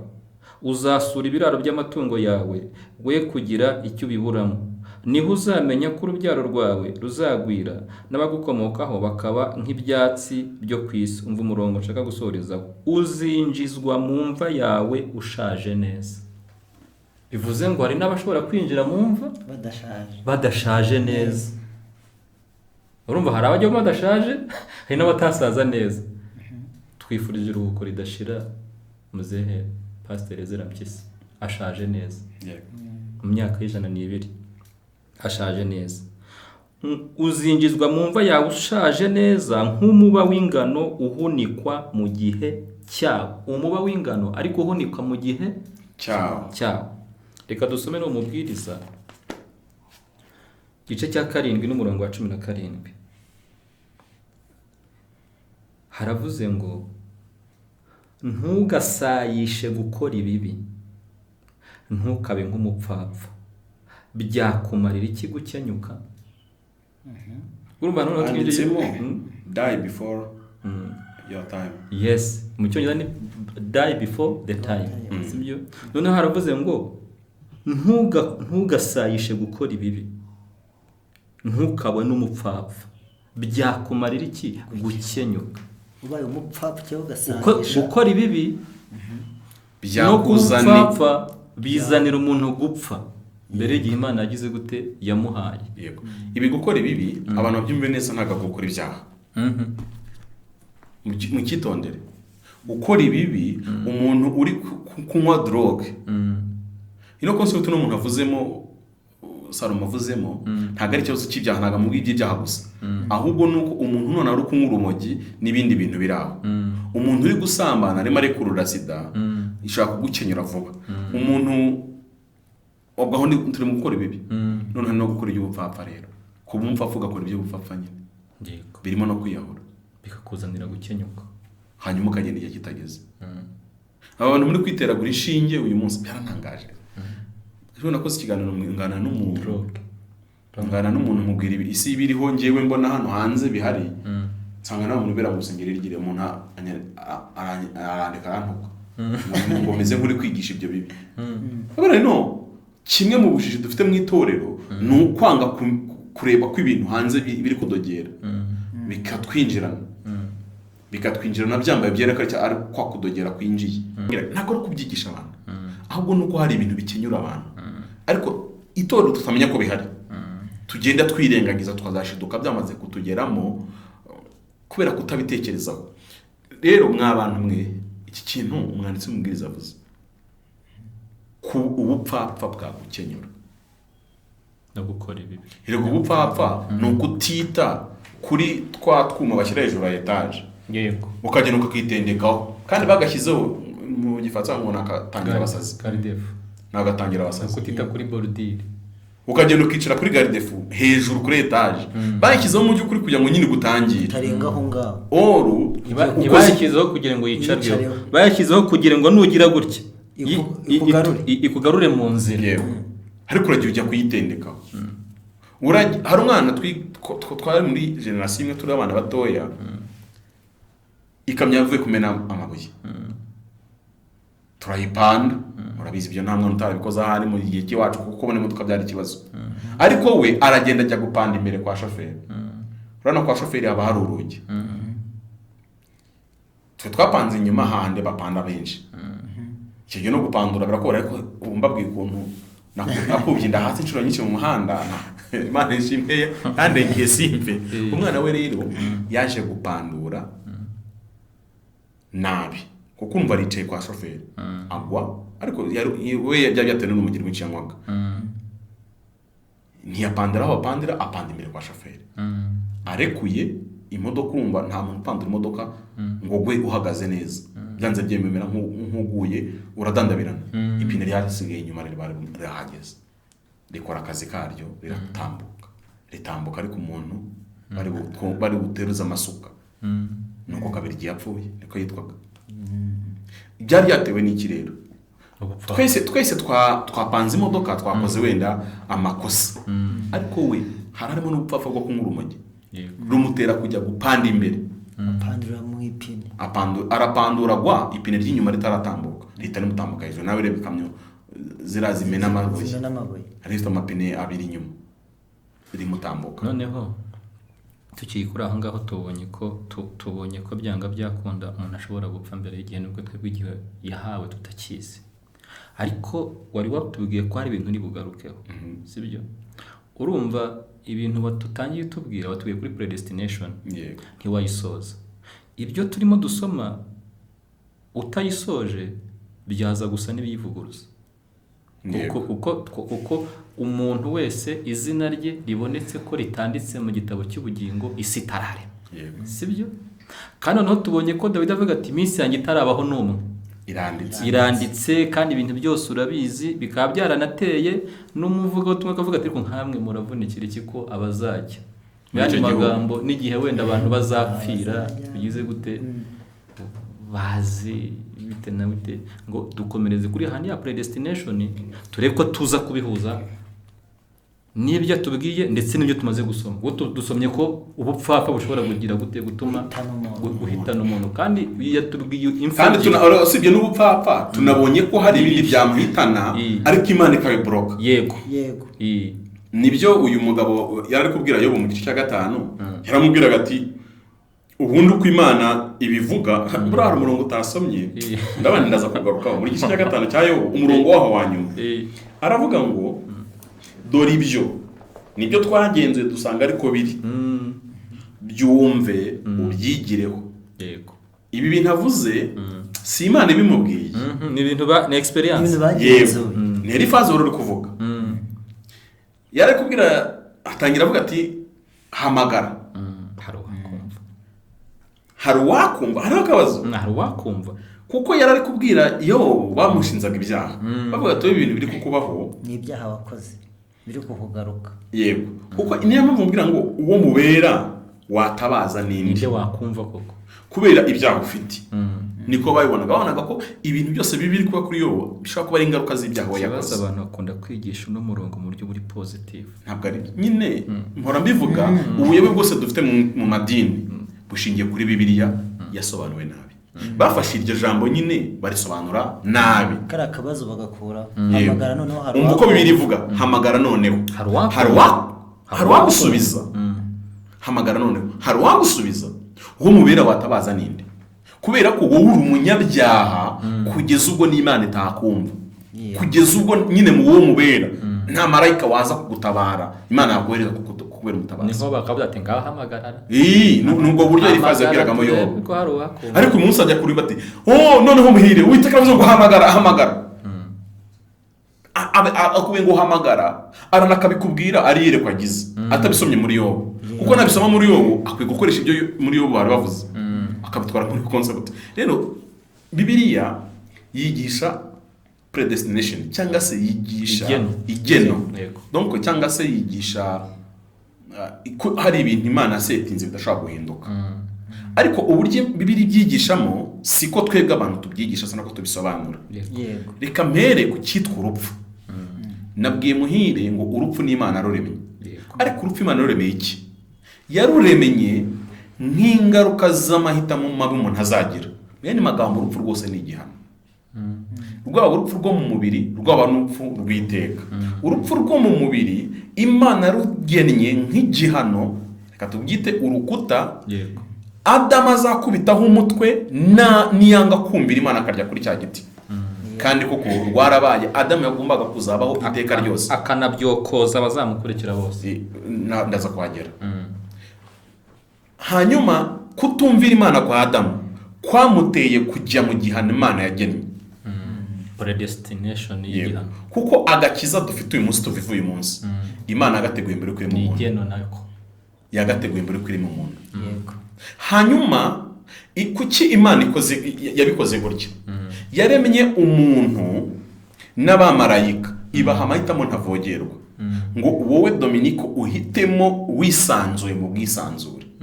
Hanyuma nuhitamo ko amahitamo Imana yaguhaye nabiri, nayo kwizera Imana ukayumvira, cyangwa se kutayumvira ukayigomera. Nayo mahitamo abantu bagira, ntabwo ari amahitamo mu by'ukuri yo kwambara ishati cyangwa kutayambara. Oya, ni amahitamo yo kwizera Imana ukayumvira, cyangwa se kutizera Imana ntuyumvire. Impamvu ngize mu kwizera ni uko kwizera ariko ari ukumenya Imana, kuko niko bibiri isobanura ijambo kwizera bitandukanye n'ibyo abantu bajya biba. ubundi kwizera ni nka dependence, yego kuba wariyeguriye ikintu. yego rero uko cyangwa se n'amakuru ugenda uhabwa noneho akagutera gusobanukirwa, noneho ukakimenya, ukakiha ukizi. harimo faith na obedience. ibyo rero Adamu yari abifite mu bwisanzure bwose. niwumvira Imana bizagenda gutya. n'amagambo Imana bivuze n'ibinese rero abayamukiza inzira ibiri imbere yawe. ni ijambo komeza kugenda garuka inshuro nyinshi muri Bibiliya ry'amahitamo. nimuramuka munyumviye muzatura hari ahantu nagennye. Bibiliya irahavuga ariko ntihahishure, hahishurwa mu isezerano rishya yitwa muri Kristo Yesu. ariko muri icyo gihe cya kera kose hitwagwa mu kwizera no kumvira Imana. ubundi hakitwa mu kutizera no kutumvira Imana. Adamu rero we akoresha amahitamo ye, ntavogerwa, kuko Adamu yagiye kuri inzoka ijya gusura Adamu. Imana arabirebaga. Yego. Ari nabizi ko bizaba. Eva aganira bonjour cyangwa good morning n'inzoka, Imana arabyumvaga, yari ihari. Yabiroraga. Ariko ibizi neza ko inzoka yo yamaze kugoma, kuko ni Satani iri muri ranzoka, niko Bibiliya ivuga. Amahitamo Satani yari yamaze kuyakoresha, ayakoresha nabi, ariko asigaye Adamu nawe aracyayafite, yayakoresha neza cyangwa nabi. Okay, Satani arabanza muganiriza ibyo bavuganye n'Imana. Imana nta kitari akoreye Adamu kugira ngo atazarimbuka. Yaramubwiye ati iki giti ntuzakirye, nukirya gupfa uzapfa. Urumva ko Imana yaramuwaninze, yaramuhaye amabwiriza yose. Satani azaramubwira ati burya Imana nakubeshyaga. Ubwabyo icyo nicyo kintu cya mbere kigaragaza ko Adamu atizera Imana. Nicyo Satani yabanza gukora, ni ukubiba kutizera, akabibura kwizera. Kirabaye. Igikurikiraho ni disobedience. Areta asuzugura Imana, akora ibyo Imana amubujije. Birahita bimuzanira, birahita bimwinjiza muri ya nzira yitwa ngo y'urupfu rukomeze. Adamu agomba kubaho iteka ryose, n'umunsi Adamu agomba kuba akiriho, kandi ntihari bujya asaza. Hari umuhanzi wanza ari ya Masimbe n'amakombe yitwa Spirian Rugamba. Yaravuze ngo wampa amahirwe yo kuvugana n'Imana, ayibaza cyane ariko aravuga ati nayisaba nkayibaza. Niki gituma utareka ngo umuntu abe witeka? Umuntu akajya asaza yagera handi nyine ngo mu gihe cy'ukwerere, ugasanga ngo umwana na se na sekuru bose bageze kuri iyo level, baba bameze kimwe. Ko ntabwo rero asomye Bibiliya. Rero barana abafilosofi none uravuga ko atasomye Bibiliya ntabwo kizijye ku mugiro mutagatifu. Iyo speculation iriho cyane myaka myinshi ko n'umukristo. Harimo passage icyo gice ivuga ngo dore uyu nguyu abaye nk'imwe iyo muri twe kukumenya ikibi n'icyiza, none atarambura ukuboko akarya ku giti cy'ubugingo akarama. Urumva Rugamba Spiriani ibyo yaririmbaga. Nashaka kukwivugisha ko nyine icyo kintu abantu baracyifuza gusanga nk'ubu ungana na so. Urumva so ntiyapfuye, murangana bangana so gukuru ukajya ubona na Adamu kabira ati mviye, ariko se ngo ni babanje kwisi imyaka ingahe, ntabwo wari kujya babara imyaka. Yego. Ariko Adamu aramya 950. Abantu bakumva birango yaramye oru ku maso y'Imana. Buri Adamu yarakenyutse biruta by'abantu bakumva. Ibaza umuntu agomba kuba witeka ryose akamara imyaka itageze ku gihumbi, ku Mana arakenyutse cyane. Ibyo rero niyo predestination Imana ivuga. Ni ukuvuga ngo yagennye ko abayizera bakayumvira bazagira no mugisha, bazaba buri uyu mugabane wo kuba witeka. Bibiliya rero ni isezerano rishya nibwaje kuduhishura ngo aha hantu ni muri Kristo Yesu. Nibyo nasomye mu Befeso, nabyo nasomye mu byayishuwe. Yego. Kera kose aho hantu Imana agendaga ihavuga ariko ihazimiza. Gusa isaba ko abantu bayumvira bakayizera bakabaho. Adamu amahitamo ya mbere yakoresha nabi, biramwokama n'abazamukomokaho bose. Icyakora 3:15 mu itangiriro Imana ikomeza guhishura wa mugambi yuko hakiriho ibyo byiringiro yagaruka. Hakiriho ibyiringiro. Niyo mpamvu reka kayinatishwa. Kuko kandi ubwo yarafite ku Mana bati uzambana wese azanyica. Imana bati ntawe uzakwica kuko uzakora unzamuhora karindwi. Predestination nebye ni muri Kristo, ni mu kutizera. Yego. Destiny cyangwa destiny tujyamo nebyiri. No kumvira Imana ukayizera ni abo bantu bafite ahabo, abatayumvira ntibayizere nabo bafite ahabo. Ntabwo rero predestination cyangwa se igeno Imana yigisha ari ry'umuntu nk'umuntu. Dominiko wowe irivuga irivuga nk'itsinda ry'abantu bavuga ngo abazizera Imana bakayumvira abo baranditswe. Ni nayo mpamvu mwumva mu ijuru ngo tuzahabwa irindi zina kizaba ari igitangaza. Ntabwo nzi niba ariko wenda twabisobanura, ariko mu ijuru ushobora kutazitwa Dominiko, kandi uyu munsi Imana yaguhamagara Dominiko, ukazahabwa irindi zina ritazwi n'undi muntu wese kereka nyiraryo uri mu hano urihabwa. Noneho abantu bose rero Imana yavuze ngo abantu bazatambika hano mu nino nzira y'uburyo yitwa kwizera no kumvira Imana. Aba bantu bose bazahita babona ubugingo. Burivuze ngo ni liste nyine. Hanyuma ariko abantu bazaca nino nzira y'ibumoso yo kutumvira Imana no kutayizera bazajya muri tanura ry'umuriro. Ibyo bintu Imana yabigennye kera isi itararema. Ibigena aho hantu rero niho Paulo yatubwiye ngo ni muri Kristo Yesu. Abantu bo ku rusengero bahumuriki. Aho hantu Paulo yatubwiye ngo ni muri Kristo Yesu. Ari naho Yohana yasandika byahishura avuga ngo umuntu utanditswe muri cyo, mu yandi magambo umuntu utari muri iri tsinda ry'abantu b'iburyo twavuzweho. Yego. Isi itararema ni itsinda ryakizweho. Utaririmo wowe azarimbukana na ya nyamaswa. Hanyuma cyangwa se umuntu utabonetse muri uno mugambi washyizweho isi itararema. Reka tubyoroshye mu buryo bubiri. Dufate kontineri ebyiri. Hari kontineri imwe yuzuye imyanda iteretse aha. Yego. Iyo yitwa kutizera no kutumvira Imana. Hari n'indi kontineri yuzuye amazahabu n'ibikoresho by'icyubahiro. Yitwa kwizera Imana no kuyumvira, nibyo byanditseho. Njyewe Pamfile ongera haka. Iyo kontineri dushaka tunabyitegariye Moshe zatangiye gukora kera isi itararema. Kugira ngo twindike akantu kavuga ngo le destin de l'homme est inévitable.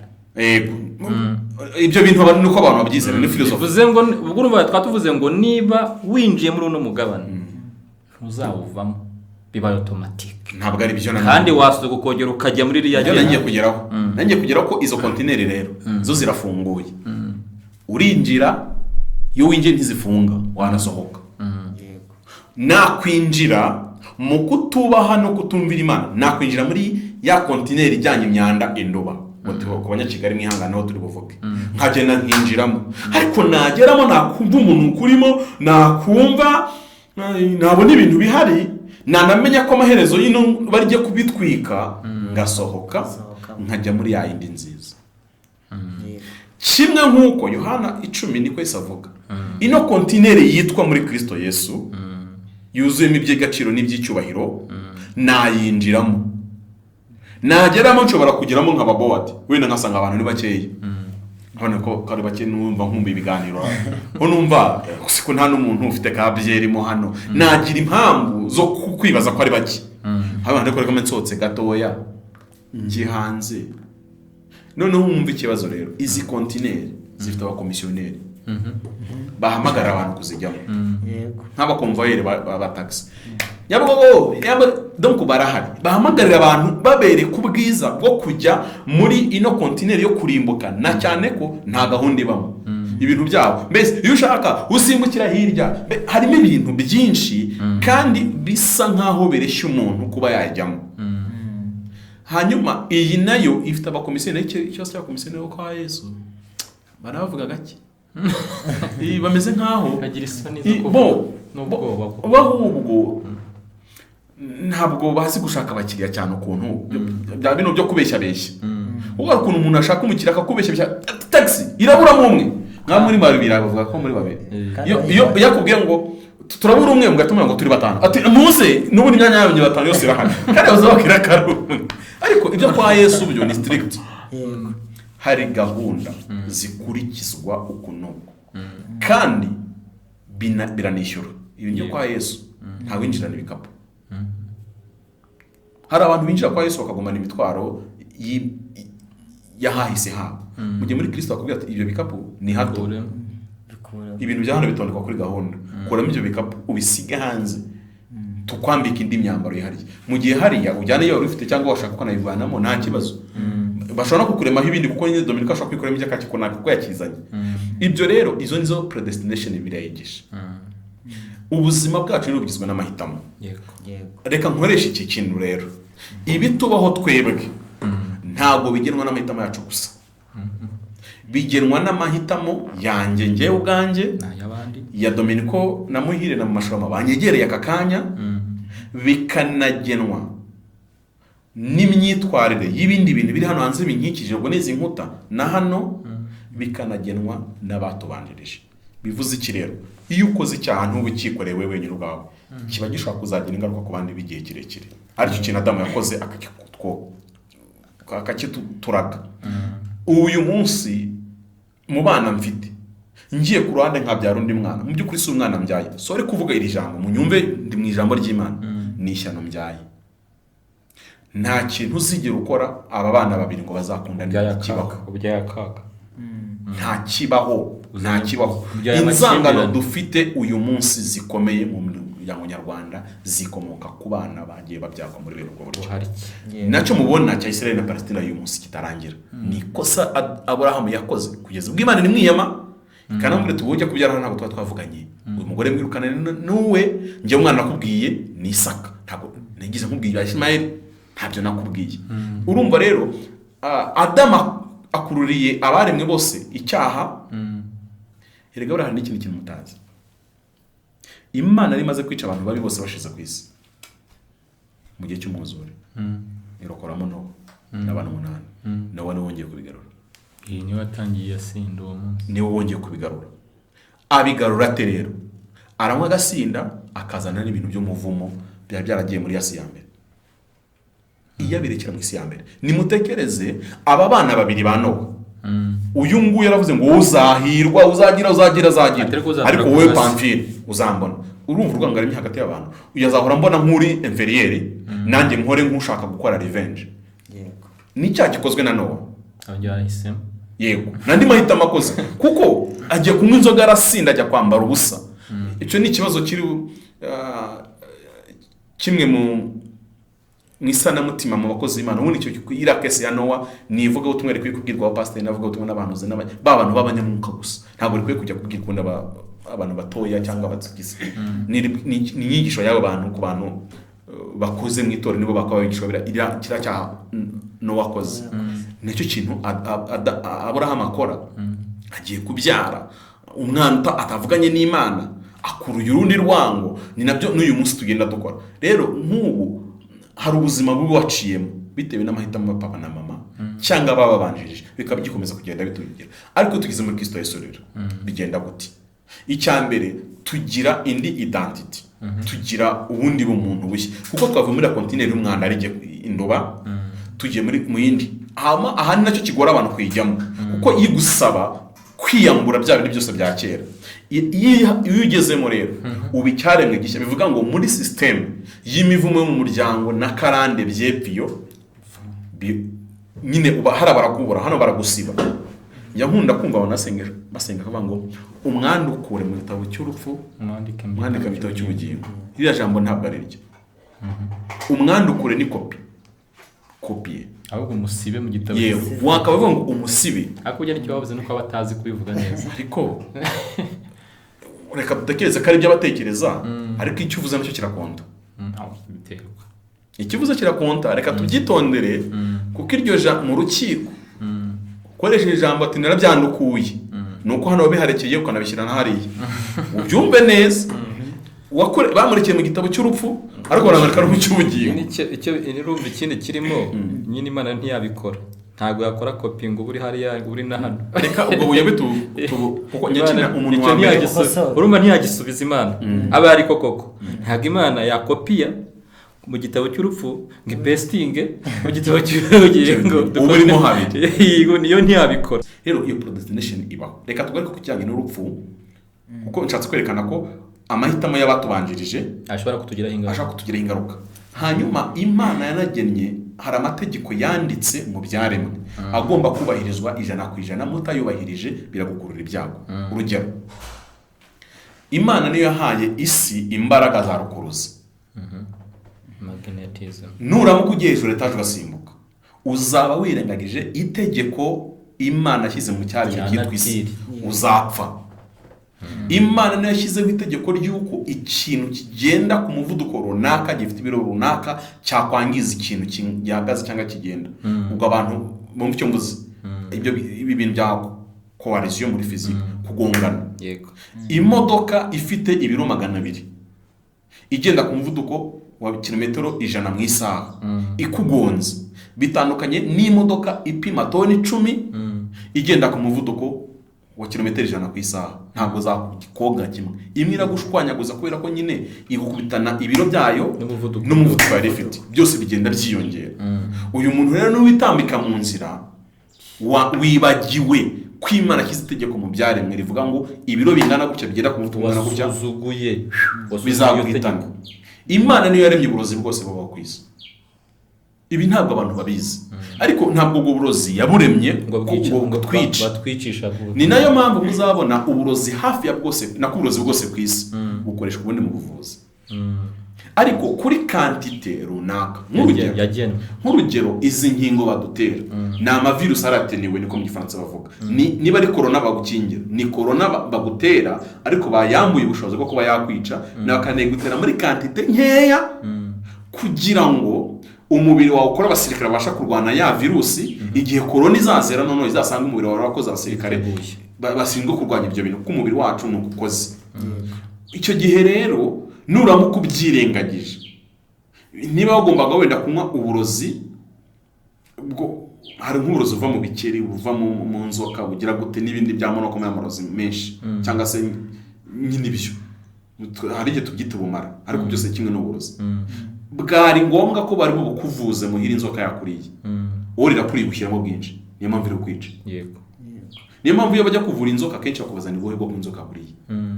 Ibyo rero ntabwo tubibwirangeze, ni itegeko riri mu byaremwe Imana yashyizeho. Tugomba kuba nujya mu mazi, ntabwo uri ifi Imana yahaye umuntu guhumekera mu mazuru, amazi arajya mu bihaha upfe.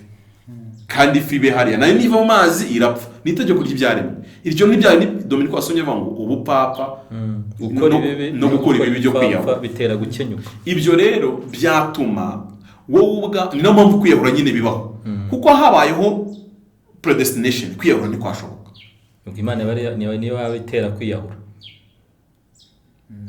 Oya ntabwo ari yabitera, kuko ugeze kuri parti ya kabiri muhira yavuze kandi ntanagera igitero. Turimo turavuga ngo Imana yagennye ko Dominique azabaho imyaka 1000. Yego. Ntabwo yakwiyahura ngo upfe, nta wakora sa ngo upfe, nta wagira ute ngo upfe. Ibyo rero nabyo ni ikindi kibazo cy'imyumvire. Bibiliya icyo twigisha, ntabwo Imana yageze setting iminsi ngo Pamphile azamara imyaka 4. Ibyo nta na hamwe Bibiliya yabigize. Imyaka Bibiliya tubwiye kumara ni ever and forever. Ibyo tuzabikorera muri Kristo Yesu naza gutwara itorero. Ariko tukiri hano mu isi ntabwo tuzigera tugira imyaka runaka ngo niyo fatizo, kuko n'amamvu ngena Bibiliya ibabwira ngo Adamu yamaze iyi ntuzamariye n'uyu munsi niko bikimeze. Gusa ntabwo wawuhakanyira imwaso yavuga ngo iminsi yanjye itarabaho n'umwe yari uyizi yanditse. Aha, nicyo nshaka gusobanura rero. Iyo ni iminsi ya Dominique si ya Pamphile. Ntabwo rero duhuje iminsi. Icyo nicyo ntabwo tuyihuza. Nicyo nasobanura ngo ntuzamaze iyi ntuzamariye nuko itangana. Ikindi nshaka kwinjiraho noneho, birashoboka ko Satani yakwiba. Nicyo mutwi umukunzi yatubajije. Birashoboka cyane, kandi naha twabisomye ko ibibi byatuma ukenyuka. Ni ibibi, si n'ibyo byonyine, hari n'inzara, hari ibindi bintu Bibiliya yatwerekaga byaza hanyuma yo. Ariko noneho muri ya predestination ababwiraga, niba warahisemo kwiringira Uwiteka, yego, ukaba umuhungiyemo ukamubwira Uwiteka ni wowe murinzi wanjye, kandi inkota iraje, hanyuma kuba Uwiteka ari umurinzi wawe, ntabwo bikora responsibility zawe. yego icyo kintu abakurokore twiye twigishwa responsibilities, inshingano. yego. Umuntu yumva ko aterese gusa birangiye, ariko nuteretse umukobwa ukamugeza mu rugo ufite inshingano zo gukomeza kumukuyakuya no kumuhakaya no kugira gute, nutabikora nzaza mbigukorere hanyuma mutware, mutunge, mubabarire, mugire, mutegere ukuntu kose. ibyo bintu izo nshingano ntabwo ariko bigeze aziga. Rero no kuba mbwiye Imana ngo Uwiteka niwe murinzi wanjye, ntabwo Imana igiye kuba nk'umusekirite nka hano dusanga dufite. Uno musekirite wa hano mu isi ntazatuma umuntu ankubita urushyi, ariko mu burinzi bw'Imana izemera ko umuntu ankubita. Mujye munareba na Yesu ubwe baramutimbaguye kandi Yesu ari Imana. Urushyi rwa mbere buryo kabiri gatatu bahindura kandi ari Imana. Mutekereza ko buryo Imana yaretse kumurinda? Oya, ahubwo nuko hari ikiza Imana ashakaga mu mibabaro ya Yesu cyagomba kubaho. Nanone mu mibabaro yacu mu burinzi bw'Imana ashaka kwemera ko duca mu mibabaro kubw'ikiza tuteganyirije imbere, ariko ntabwo Imana ishaka kwemera ko Satani atwiba. Mu gihe cyose twahaye ubuzima bwacu bwose Imana kuturindira. Ibyo rero niho wumvishe hamwe wasomye bavuga ngo nzakurinda iki, nzakurinda n'iki, n'iki nikiza nzakurinda, n'iki nikiza nzakurinda. Ari nayo mpamvu n'uyu munsi tucyumva Imana ibwira Dominiko ngo mwana wanjye ndakurinze, nzakurinda. Rero igiye kubwira kukurinda mu mwuka n'igiye kubwira kukurinda mu mubiri. Bibiliya rero kubera ikivuga gutyo, Yesu aravuze ngo umujura ntazanywa n'ikindi. Harimo kwiba, kwica no kurimbura. Umujura, uwo mujura avugaga ninde? Ntabwo ari bino bisanzwe byo mu Rwanda, ni Satani yavugaga. Mu bintu bizana Satani, kukwiba kwa mbere ni ukukwiba kuba muri Kristo Yesu, nibwo butunzi bukomeye cyangwa agakiza. Kuko Paulo yavuze akagukura muri rya geno rya kujyana mu rya kabiri. Wowe Satani yakwiba nyine araguterura, ntabwo ari ukwiba ibintu ufite mu mufuka, kakuvana mu kwizera Imana kakujyana mu kurimbuka. Abantu rero basomye iki kintu bumva Satani aza kwiba amafaranga bafite mu mufuka. Ntabwo Satani azanywa n'amafaranga, ni wowe ashaka, arakwiba akakujyana. Paulo avuze ikintu gikomeye mu Bakorintho avuga ngo tubitse ubutunzi mu nzabya cyangwa se mu nkono cyangwa se mu mavaze y'ibumba. Satani rero azi neza ko ubwo butunzi buhari. Hanyuma uyu munsi sinzi amafaranga beke ifite, wese urayazi? Nasa ko ntuyazi, ni even nayo hemberwamo ntuyazi. Ariko burya ba nyiri biriya bintu barayazi. Niyo mpamvu bashyiraho uburinzi bw'abantu bafite imbunda, bagashyiraho na bya byuma bisaka mbere yuko binjiramo, bagashyiramo na antivirus mu mashini, bagashyiramo n'amakamera muri sale, bagashyiraho noneho n'amabwiriza. Ariko hejuru y'ibyo bintu bashyiraho n'ama-ID. Bivuga ngo bakora igishoboka cyose, buriya nihaza n'ubundi buryo bw'ubujura nabwo bazashyiraho umusekirite warinda ubwo bujura. Twebwe ntabwo tubasha kubyumva rero uyu munsi abakristo, ntabwo tubasha kumva ko Satani warahinduka. Tuzi Imana idahinduka no kuyikurikira biroroshye, ariko ntituzi Satani uhindagurika. Mu kanya ugutera ari umugore ejo akaza n'umugabo, mu kanya ugutera ari umwana ejo akaza ari marayika, ejo akagutera mu ndwara ejo bundi akagutera mu bisubizo. Ntabwo tuzi ko Satani ahindaguruka muri bene ubwo buryo. Ibyo bituma tudafata mezire zo kumwirinda. Niyo mpamvu banki ishyiraho umusekirite kwa ngo utazazurwana n'intoki, bagashyiraho bamwe b'imbunda, ikavuga ati dushyiraho n'icyuma utazabaca muri humye ukindiza imbunda n'ibindi bintu hariya. Ibyo bakabirenga, dushyiramo na antivirus mu mashini kugira ngo utazahaka uciye kuri internet. Ibyo bikarenga bagashyiraho n'amakamera donc ku buryo situation yose bazayikontorora. Ni haramukaje n'undi bwoko bw'ubujura muzungu mu mabanki ashyizeho n'ubwo buryo. Wa murokoro nkurikiye we ubwo buryo warabwize urabufite? Washyizeho uburyo Satani yagutera ari umugore cyangwa ari umugabo? Washyizeho uburyo Satani azagutera mu nzozi cyangwa akagutera live? Washyizeho uburyo bwo kwirinda Satani yaguteye mu bisubizo akaguha ibintu byinshi ukarya ugahaga wanga ngo fomoze? Ibyo nibyo dukwiye kwitondera. Ibyo rero biratwinjiza ku kintu kivuga ngo igeno, donc Imana tutayihaye ubuzima bwacu bwose ngo turinde Satani yatwiba. Hanyuma mu kutwiba rero njyewe ni ikiganiro nagikoze nkibakuriza buri gihe n'ubu kibaho. Nagiye gusura Zigira inshuti Michel, yaramaze iminsi ameze nk'uzutse, niko nabyo mvugo ivugo, yarazutse. Turicara namuganiriza arambwira ati pamfi Satani yarangiye kandi narindimutse.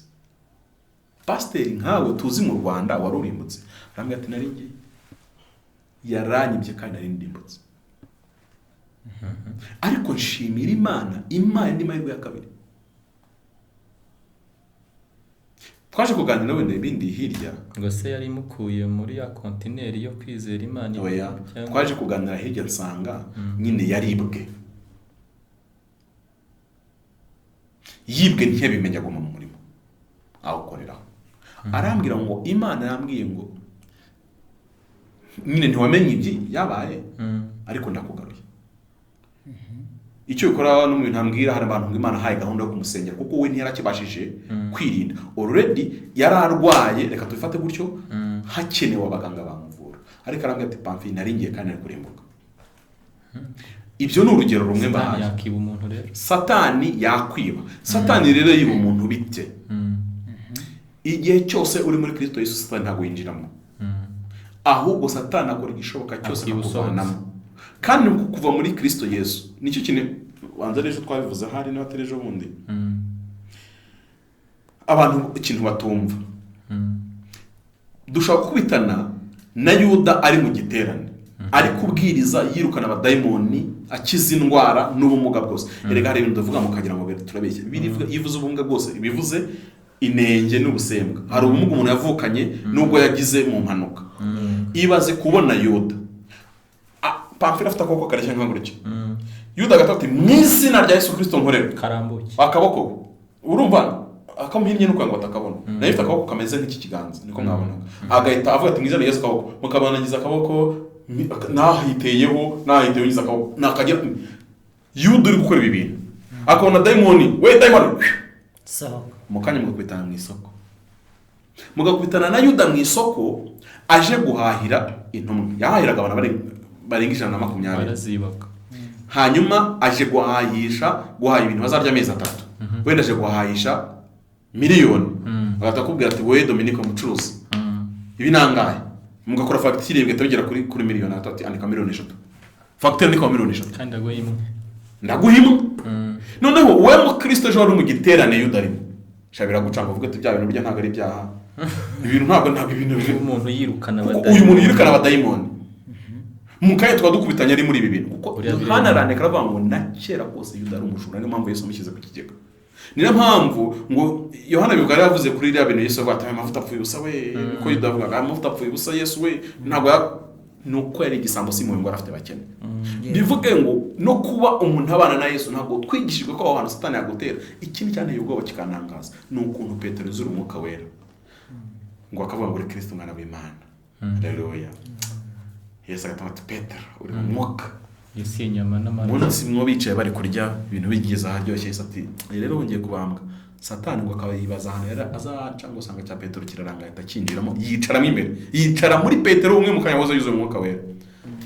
Ngo ahita abwira Yesu. Oya ngo ibyo bintu kumbi abantu babonye bashaka rya shaka rya Petero cyangwa ari roho mutagatifu ko bamuzi ko ari umunyamwuka. Kumbi si umwuka ni Satani mwinjiyemo. Yesu arebye to Yesu ntiyabonye Petero. Nicyo gisekeje. Hari amaso yacu areba ibintu ibindi ntabibone. Nkuko amaso anyura mareba muhire mu mubiri ntari kumera mu mwuka. Hari gihe rero ndeba muhire mu mwuka simubone mu mubiri. Ku buryo nshaka kubona ikiga twicaranye turi gukorana ikiganiro. Yesu atavuze mvinyuma Satani. Ndubona intama. Mvinyuma Satani. Nimutekereze byanze byeme Satani Yesu aturumbuka muri Petero. Yaturumbutsemo Petero byanze bishobora byumvisha. Noneho murebe ba Yohana bari bazi Petero nk'umunyamwuka. Arano wabusebye ntabwo ibyo bintu abaruka twabyigishijwe rero. Ati mwigisha aradukomeretsa. Ati Yesu ugomba kumuhugura ku ruhande. Ugomba kumwijyana nko hanze y'iteraniro ibyo bintu kamuhugura. Erega Petero ni namukuru maye niki kuko yarabarutaga ikindi hari ubundi butware yari yarahawe muri Matayo 16 kandi byabaye nyuma y'iyo event. Acyuzura umwuka wera butware itabwa. Rero ibi ndashaka kubibwira abantu babyumve neza. Uburangare bwa Petero bwateye Satani kumwinjiramo. Urya mwanya Satani ari muri Petero akakwanya. Reka utekereze ko agize umuntu itumurasa. Byagenda gute? Aramwibye Satani. Arahimbuka. Aramwishe aranamurimbuye. Yego. Aragenda umujura zanwa kwica no kurimbura. Birabaye n'uyu munsi rero Satani yiba abantu akanabica. Hanyuma mwumvikire rero gituma umuntu Bibiliya twereka ko hari abantu Imana yenda kugeza igihe iminsi yabo irangirira. Abrahamu ajya gupfa gice arakiza asiga narazi aranaraga atandukanya abana yo ngo wese amuhibiye na Yakobo akabatandukanya. Isaka nawe arabikora. Yakobo arabikora, Mose arabimenya akanajya ku musozi ajya gupfiraho. Abo dufite muri Bibiliya ba Samweli barabimenya ko bagiye. Dawidi biraba ngo amaze gukora ibyo yagomba gukora mu gihe cye, aragenda. Yesu arabivuga, Petero agiye gupfa arabivuga, Pawulo agiye gupfa arabivuga. Turi maze gusumeze nk'ibisoka ku gice. Yego, narangije urugendo rwanjye. N'uyu munsi njyewe nakuze numva Imana ivuga ngo umugeni ndamucyuye. Ntimuzarire muzakora ibimeze gutya cyangwa nimukomere ariko ndamutwaye. N'uyu munsi Imana iracyavuga ko atwara umugeni. Abo rero ni abantu ya minsi yabo baba bayimaze, bagejeje ku gihe cyabo neza. Satani yashatse kwiba nayo, yego, Imana imuhagararira amubwira ati ndaguha ibi, ese ariko munyonyera nawe nabyo ndabiguhaye, ariko iki cyo ntabwo nkiguha. Yego, uzi impamvu Imana yakihagazeho nuko yo ubuzima bwose bwari mu Mana. Oya na Pawulo yashatse kwicwa Imbe. inshuro nyinshi. Hari igihe Pawulo yapfuye regarazuka. Siko ngo biza bamukubita bakamutera amabuye. Irusiti. Ngo basiga bazi ko yapfuye. Burya rero yari yapfuye mu bigaragara abantu. Kuko umuntu yakwishe agira gutya akumva kutagihumeka. Ntabwo umwicanye yakwica ngo asiga adakoze hano ngo bivuge kutagihumeka. Ariko Imana iramuhembura. Bibaho rero. Iyo ubuzima bwacu buri muri Kristo Yesu, ibi tujya tubyumva ukumva Imana ibwiye Dominiko, senga amasengesho Kristo wirukana upfiri wawe. Ukayasenga wajya kumva umwana wahanutse mu giti. Arahanutse bakavuga ati yapfuye, wajya kureka sana. Ukareba ugahita uvuga ati wow, rwara rumujyanye. Ariko ya masengesho yamurinze. Bivuze iki? Burya ya masengesho Imana kubwiraga kwaro kugira ngo ufate ibintu byose vuba binzanire nk'Imana kugira ngo anura ibyo bintu binzanire vuba, imvura igiye kugwa. Urabyanaye byose ubishyize mu nzu, imvura iraguye ariko isanze nta cyaho cyo kunyagirwa hanze gihari. Rero ubwo buzima Bibiliya bwigishwa irabigisha ko Satani yakwiba, turabafite benshi. Yakwiba akakwica mu mubiri tukakubura, no mu bugingo nabwo yabikora. Ariko kandi n'Imana yakurinda ikazaguha gupfa usaje neza. Ibi bisobanuke gusaza nanone ntabwo ari kwicumba akabando, kuko Imana ishobora kureba muhire ikavuga iti muhire mwana wanjye ndakwejeje nagucyuye. Ibyo wagombaga gukora byaba byose warabikoze mu myaka ya 50 uragiye. Oya na 15 cyangwa igihe yamugeneye, igihe cyose yamugeneye kirarangiye. Yabikora even n'urusoro Imana yakwemera ko indi ivamo. Ariko nanone twibukiranye ibi. Njyewe mfite ikiganiro mbivuze wenda abantu ndagifite kuri Beura, mumbwire nkibereke ni umudamu umaze gukora 25 kandi zose zipfa abana bageze mu mezi 8 9 gutyo. Ntabwo byavuga ngo iyo ni destiny y'Imana. Hoye we niko avuga ko ngo yagiye no mu ijuru, ngo nakashingura yashingiye mu ijuru. yagiye no mu ijuru. Za kumubaza hanyuma bagenda bate ati njya kubona ndageze mu mezi 8 ikidayimoni kiraje ngo tiku gikuyemo giteye inzara no kunda gikuyemo umwana ntakirukangana ni mwarura umwana kikancika kikakira mu gihe bwindi gahitivamo ukuntu dayimoni aherekeza umugeni mu ijuru. Ese ubundi dayimoni akorera Imana ryari? Kibazo ukuntu dayimoni asabira Imana. Ibi se sibyo mpambwira abantu ngo umusaza araguhanuriye ukabuza ufite umwicaranye amasezerano ngo abasazi bahanuriye ngo bizasohora. Nzahagaranga ku bituko ngo byo bapfa. Ntabwo ari ikibazo cyo gusohora no kudasohora cyo kigaragaza ko Imana ivuze. Ikigaragaza ko Imana ivuze ni ukwera kw'Imana. Imana akize inzira icamo nize ntacamo. Ya urakoze cyane kandi ibi amagambo utubwiye ari twe ari n'abadukurikiye barasobanukiwe. Yego Imana barasobanukiwe uko twamaze kubona ko iyi minsi yo iriho Imana yagennye, ariko dusanga iyo umuntu agiye muri Kristo Yesu. Ajya Pawulo arikiraga Abaroma kubijyanye na predestination. Niho abanyabuntu benshi bigisha izo nyinshi za predestination zo kuvuga ngo ababugingo barahari n'abakurimuka barahari, bagenda ku magambo Pawulo avuze ngo abamenyekera abatoranyije bahabwiza. Ntabwo ari individu ahubwo ni ryatsinda ryo muri Kristo Yesu. Kandi tubonye ko umuntu ukurikije amabwiriza n'amategeko ay'Imana n'ayanatira. Yego. Yose ayo bitane natira n'ay'Imana. Wenda tuyagabanye gutyo kugira ngo abantu bagerageze kubisobanura. Ayanditse ayo muri Bibiliya n'ayanditse mu mitima y'ibyaremwe. Mu mitima y'ibyaremwe no muri environment. Ntabwo kenyuka. Definitely ntabwo agira gute? Ntabwo kenyuka. Ariko tunasanze ko hiyongeraho, urumva ubwo birakorwa n'amahitamo ariko hakaniyongeraho n'amahitamo y'abandi yashobora kutugiraho iki ingaruka. Ariko twanabonye ko umva icyo kintu, mwumva ikibazo cy'amahitamo abantu batabasha kumva.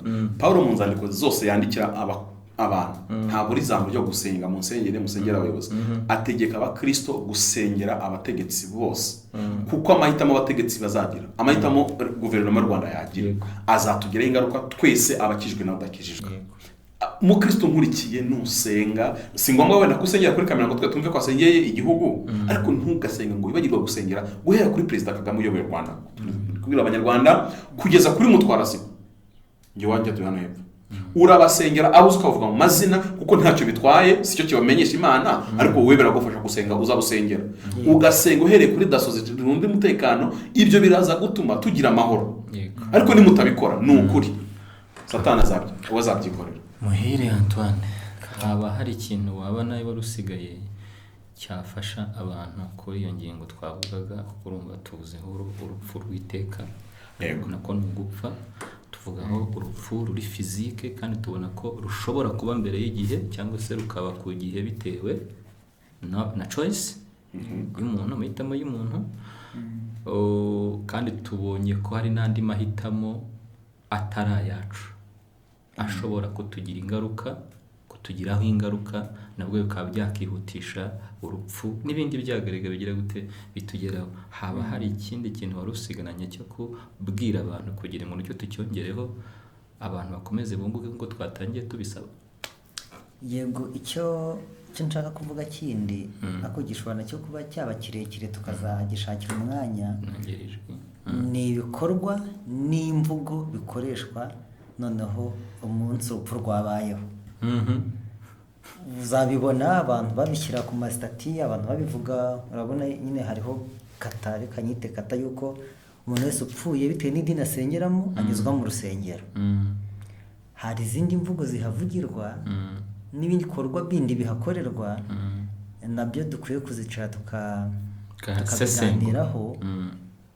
Tuzabiganiraho uko tubyumva, ni ngombwa ngo tuvuge uko tubyumva, noneho nuko byagakwiye kugenda, noneho umuntu afate umucyo. Ko hari ukuntu na Bibiliya itubwira ngo nitubabara tujye tubabara dufite ibyiringiro, tukabari nk'abadafite ibyiringiro. Ntugasanga umuntu ni umukristo yigisha n'abantu kwihangana, ariko ku rupfu rw'umuntu wanjye niwe muntu ufite amagambo yo kunyangiza.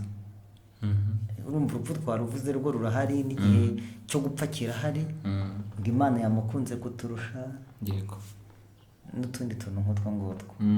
Nanze mfite twinshi kuko urumva naho cyagiye nahoze nkubwa nti abapfu nagiye mbona reka nzanarikira abo ngabo.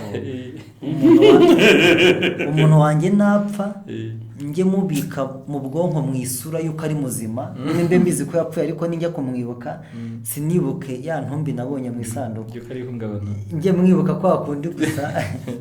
Kuko urumva hari umuntu utarabona umuntu wapfuye, kandi n'ubundi umupfu wese atera ubwoba, umupfu ntamenyerwa. Numva rero nshatse nazarekera abo, ubundi nkajya mbika umuntu nyine muhira yarapfuye, ariko najya kumwibuka nkamwibuka ari muzima.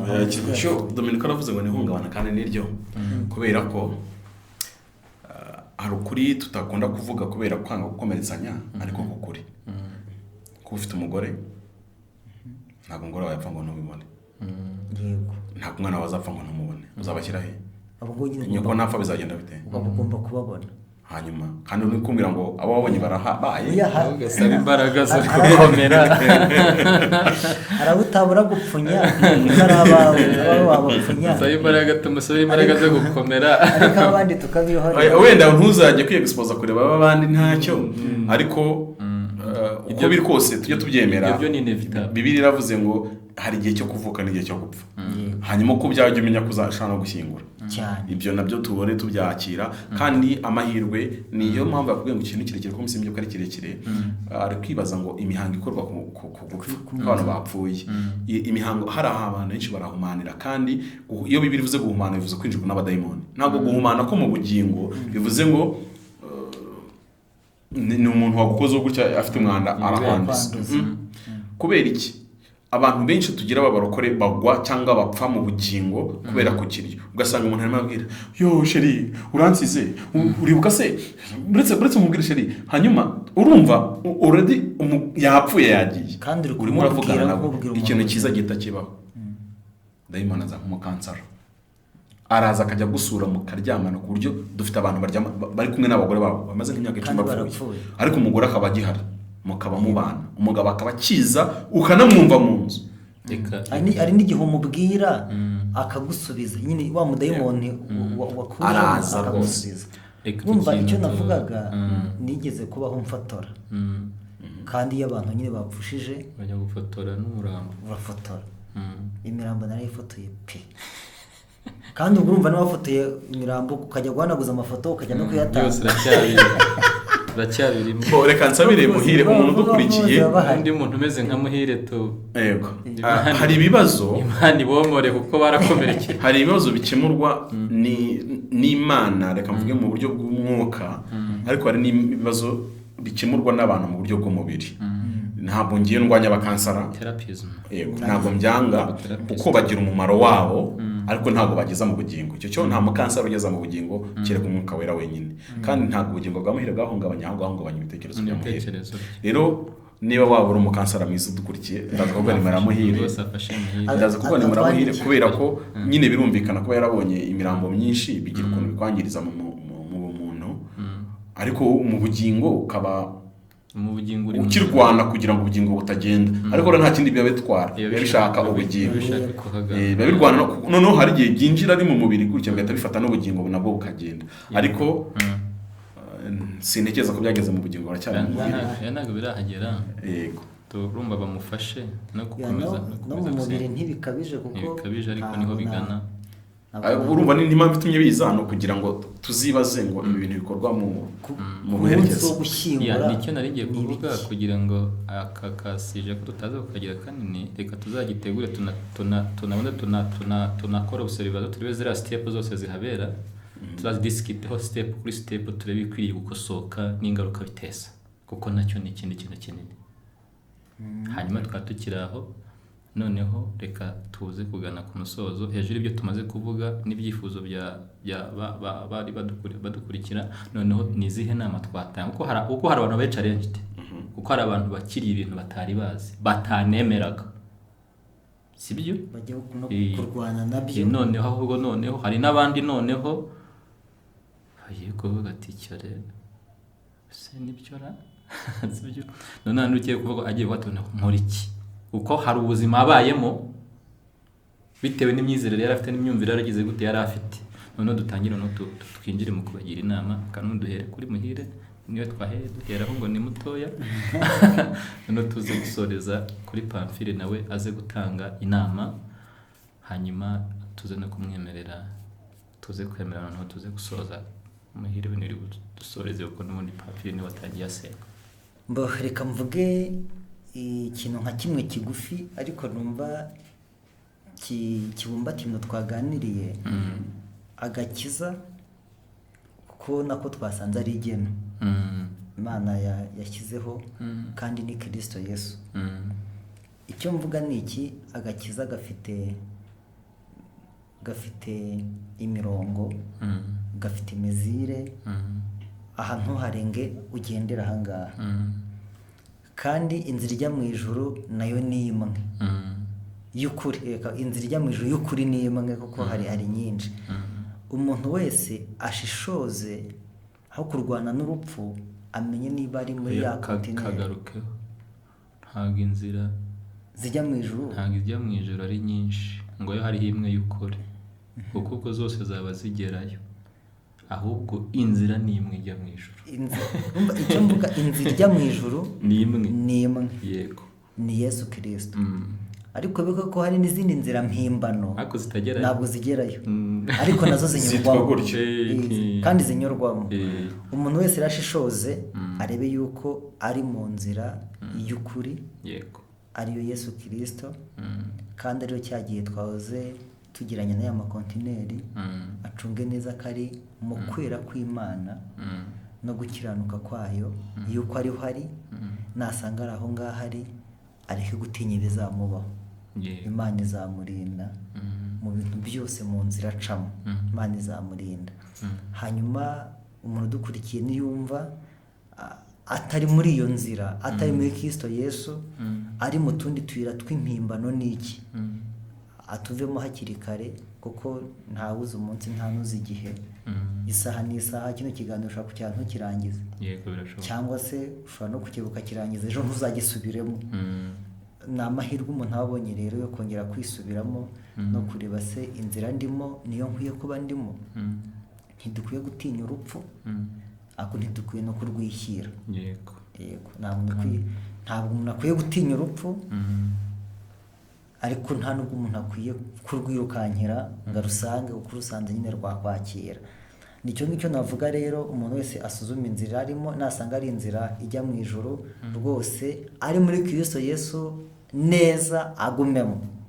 Niba atariho ari, nave, amahirwe arahari kandi biracyashoboka kuva mu mugabane w'abazarimbuka ukajya mu mugabane w'abizera Imana. Nta mpamvu yo kugomera Imana, ahubwo impamvu dufite zose ni impamvu zitwemera kuyikiranukira. Numvaga ari cyo ngicyo nashyiraho. Kandi kandi banibuka ko hariho urupfu rusanzwe, hakabaho n'urupfu rw'ubugingo. Ibyo byose nabyo Satani yabyibiramo abantu. Akoze cyane. Reka twakire na Pamferi nawe gusoza agira inama ashyiraho. Ndi gusoma amagambo Pawulo yandikiye Abafilipi. Mu mwanzuro Pawulo atanga ku kiganiro nk'iki ngiki twari twamutumiye, yatubwira ngo kubwanjye kubaho ni Kristo, no gupfa ni inyungu.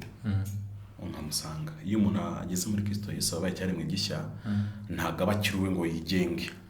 Ntabwo kubaho kwanjye mpari kugira ngo nigenge, mpari kugira ngo nsohoze ugushaka kw'Imana mu gihe cyanjye. Mu gushaka kw'Imana rero harimo ibintu byinshi ntasobanura. Reka mvugemo bikeya kugira ngo nabyo mubyumve nk'inshingano. Harimo gushaka umugore no kubyara, no gukurikirana ibyaha mu rugo, ariko harimo no kuvuga ubutumwa bwiza, mwene magambo no kwera imbuto zikwiriye bihamye kugira ngo ndehereze abantu benshi kuri Kristo, ko bivuga ngo bisa nk'aho Imana yingira abantu muri twebwe. Ibyo rero urumva harimo igisa nk'icyo twita igice cy'umwuka n'igice cy'umubiri, ariko igihe cyose Imana yagennye kuri njye muri Kristo Yesu, kuko ubwo aho ndi kuvuga mu buzima busa nagize muri Kristo Yesu, igihe cyane cyo kwera imbuto Imana ibona kirangiye, ibyo nahamagariye gukora muri Kristo Yesu nibirangira, imirimo yanjye nirangira, Imana izampamagara ntahe. Isaha n'isaha Imana ampamagara nkiri muto gutya cyangwa nshaje mfite imyaka myinshi, nabwo Imana yanyura. Ibyo tubyumvikaneho gutyo. Muri Kristo Yesu Satani ntabwo yiba abantu ngo bikunde. Yego. Cyakora bavuye muri Kristo Yesu Satani abatwara bigakunda. Hanyuma ikindi, umwana w'ubugingo no kurimbuka bo bariho, ariko samahitamo y'Imana. Ngivuge ngo Pamfili nzamuha ubugingo, Dominiko nzamuha kurimbuka, kubera ko ibyo ngibyo byaba birwanya gukiranuka kw'Imana. Imana yabikiranirwa, yaba ari injustice. Kuki sibaye Pamfili kabyima Dominiko? Kuki se ibigeze gutyo? Niyo mpamvu ibintu Imana yabiteguye abantu bataratangira gukora icyiza n'ikibi. Ibaha amahitamo kugira ngo bahitamo ibyiza bayumvire, bahitamo ibibi bayigomere barimbuke. N'uyu munsi mu gakiza nuko biba. Ni nayo mpamvu agakiza ntabwo tugahabwa n'ikindi, tugahabwa no kwemera no kwizera Yesu Kristo, hanyuma tugakora imirimo myiza no muri Kristo Yesu. Ntabwo imirimo isanzwe hanze ya Kristo Yesu ntabwo izaduhesha ubugingo. Iyo tugeze muri Kristo Yesu tugira imirimo duhabwa gukora. Niyo mpamvu mbwira umuntu wese nahirimbanira kuyikora. Muri iyo mirimo habamo gusenga, habamo kubwiriza, habamo gufasha abantu, habamo kubaka insengero n'ibindi byose, ariko biri related n'agakiza. Kubikora rero ntabwo ari ugutigiye nkuko wamwigisha abwiye babana mu rusengero tumwe atigiye mwicara ubwo mwaka wa mwiryamira mu kanwa mukaryama mugasinzira mutavunika. Agakiza ko muri Kristo Yesu rero twebwe turakarinda. Ntabwo turinda Yesu nk'agakiza kacu, ahubwo turinda ubutunzi bukomeye cyane Yesu yaduhaye bwo bwitwa agakiza. Ahubwo tunakarindisha amabwiriza yaduhaye. Yego. Kuko Satani ko aragasha, kandi izo nizo nshingano. Umuntu wese akwigisha inyigisho z'ubuntu zijyanye na predestination, kuvuga ko ibyo bintu byabaye, uzamubaze ngo niki gituma muri Bibiliya ko biri komeza igenda tubwira ngo kwirinda. kurwana. Satani akomeza arwana. Niba koko agakiza umuntu atagatakaza, arwanya iki? Satani arwana ashaka iki? Niki gituma twese Satani aturwanya? Nuko azi neza ko iyo ntambara yakunesha. Yego. Ubu kuva navuka sindabona umuntu urwana n'amazi ngo ajye mu nyanja yabwiye ati wanyanja ngo tujye mu ngumi gutya. Ntabwo byakunda kuko ntawayinesha, ntinarwana mu buryo bw'abantu. Rero agakiza kacu kagira ibitero by'amoko yose kugira ngo Satani areke kwadutembana. Agakiza umuntu arakakira akagatakaza. Urugero rwa mbere rwiza ni Yuda. Yuda yuzuye umwuka wera, Yuda yirukanye abadayimoni, Yuda yakoresheje ibintu byinshi. Yuda yasangiye na Yesu, yaryamanye na Yesu, yagize gute, yari afite amasezerano ibihumbi n'ibihumbi, ariko ntiyabashije kurinda. Nicyo kintu Bibiri mukomeze muvugaho ngo ntiyabashije kubirinda. Ni kimwe n'abamarayika Petero avuga, bari abamarayika bahisemo kugumira Imana umunsi Satani yigomora. Wenda harimo abigisha inyigisho nayo ni ndende muri kwigisha, bahita bavuga ngo bamarayika ngo bagomenye, bakatavuga ngo nabamwe bagiye kuryamana n'abantu, ariko ntabwo ari byo. Ntabwo bamarayika bigeze baryamana n'abantu, inyigisho ipfuye rwose. Ntabwo abamarayika bagira ibitsina. Barakoze. Rero Imana y'umugisha buri muntu wese wari udukurikiye. Hanyuma iki kiganiro muzagisanga kuri channel zose, kandi munagereyo mukore subscribe n'ibindi byose mwumva mwakoreshwa n'umwuka. Imana iguhe umugisha kuzakurikiza inama ukuye muri iki kiganiro. Reka dusabe Muhire kugira ngo asengere abantu baheshwe umugisha n'Imana, kugira ngo bazagira impinduka nziza ziturutse mu byo tuganiriye. Turagushimiye Mwami Yesu, tugushimiye kubw'uno mwanya uduhaye ngo dutambutse ibitekerezo byacu, kandi tugushimiye cyane ko ugenda utwihishurira uko bwije n'uko bukeye. Hanyuma dusengeye imitima yacu ndetse n'imitima y'abadukurikiye, kugira ngo uduhe kuba maso, duhore twiteguye. Hanyuma nitumirwa tugiye gupfa, tuzagira ibyishimo byinshi, tuzagira ihirwe tugiye mu ijuru. Kino kiganiro gishorere, kandi umwuka wera yemeza imitima yose yumvise ano magambo, hanyuma kugira ngo ijambo ryawe ritagenda ubusa nk'uko biri bivuga, ahubwo rigere ku cyo washatse kurigeraho. Tugushimiye ibyo, kandi imitima yacu ikomeje kukwinginga cyane kugira ngo ukomeze umve gusenga kwacu. Twese turagusabye ngo umwuka wera akomeze kutwibutsa inshingano dufite, kugira ngo turusheho kwitwara neza, kugira ngo tugume mu mugabane w'abana b'Imana. Turabigushimiye ko byumvise kandi biduhaye, tubisabye Imana twizeye izina rya Yesu. Amen.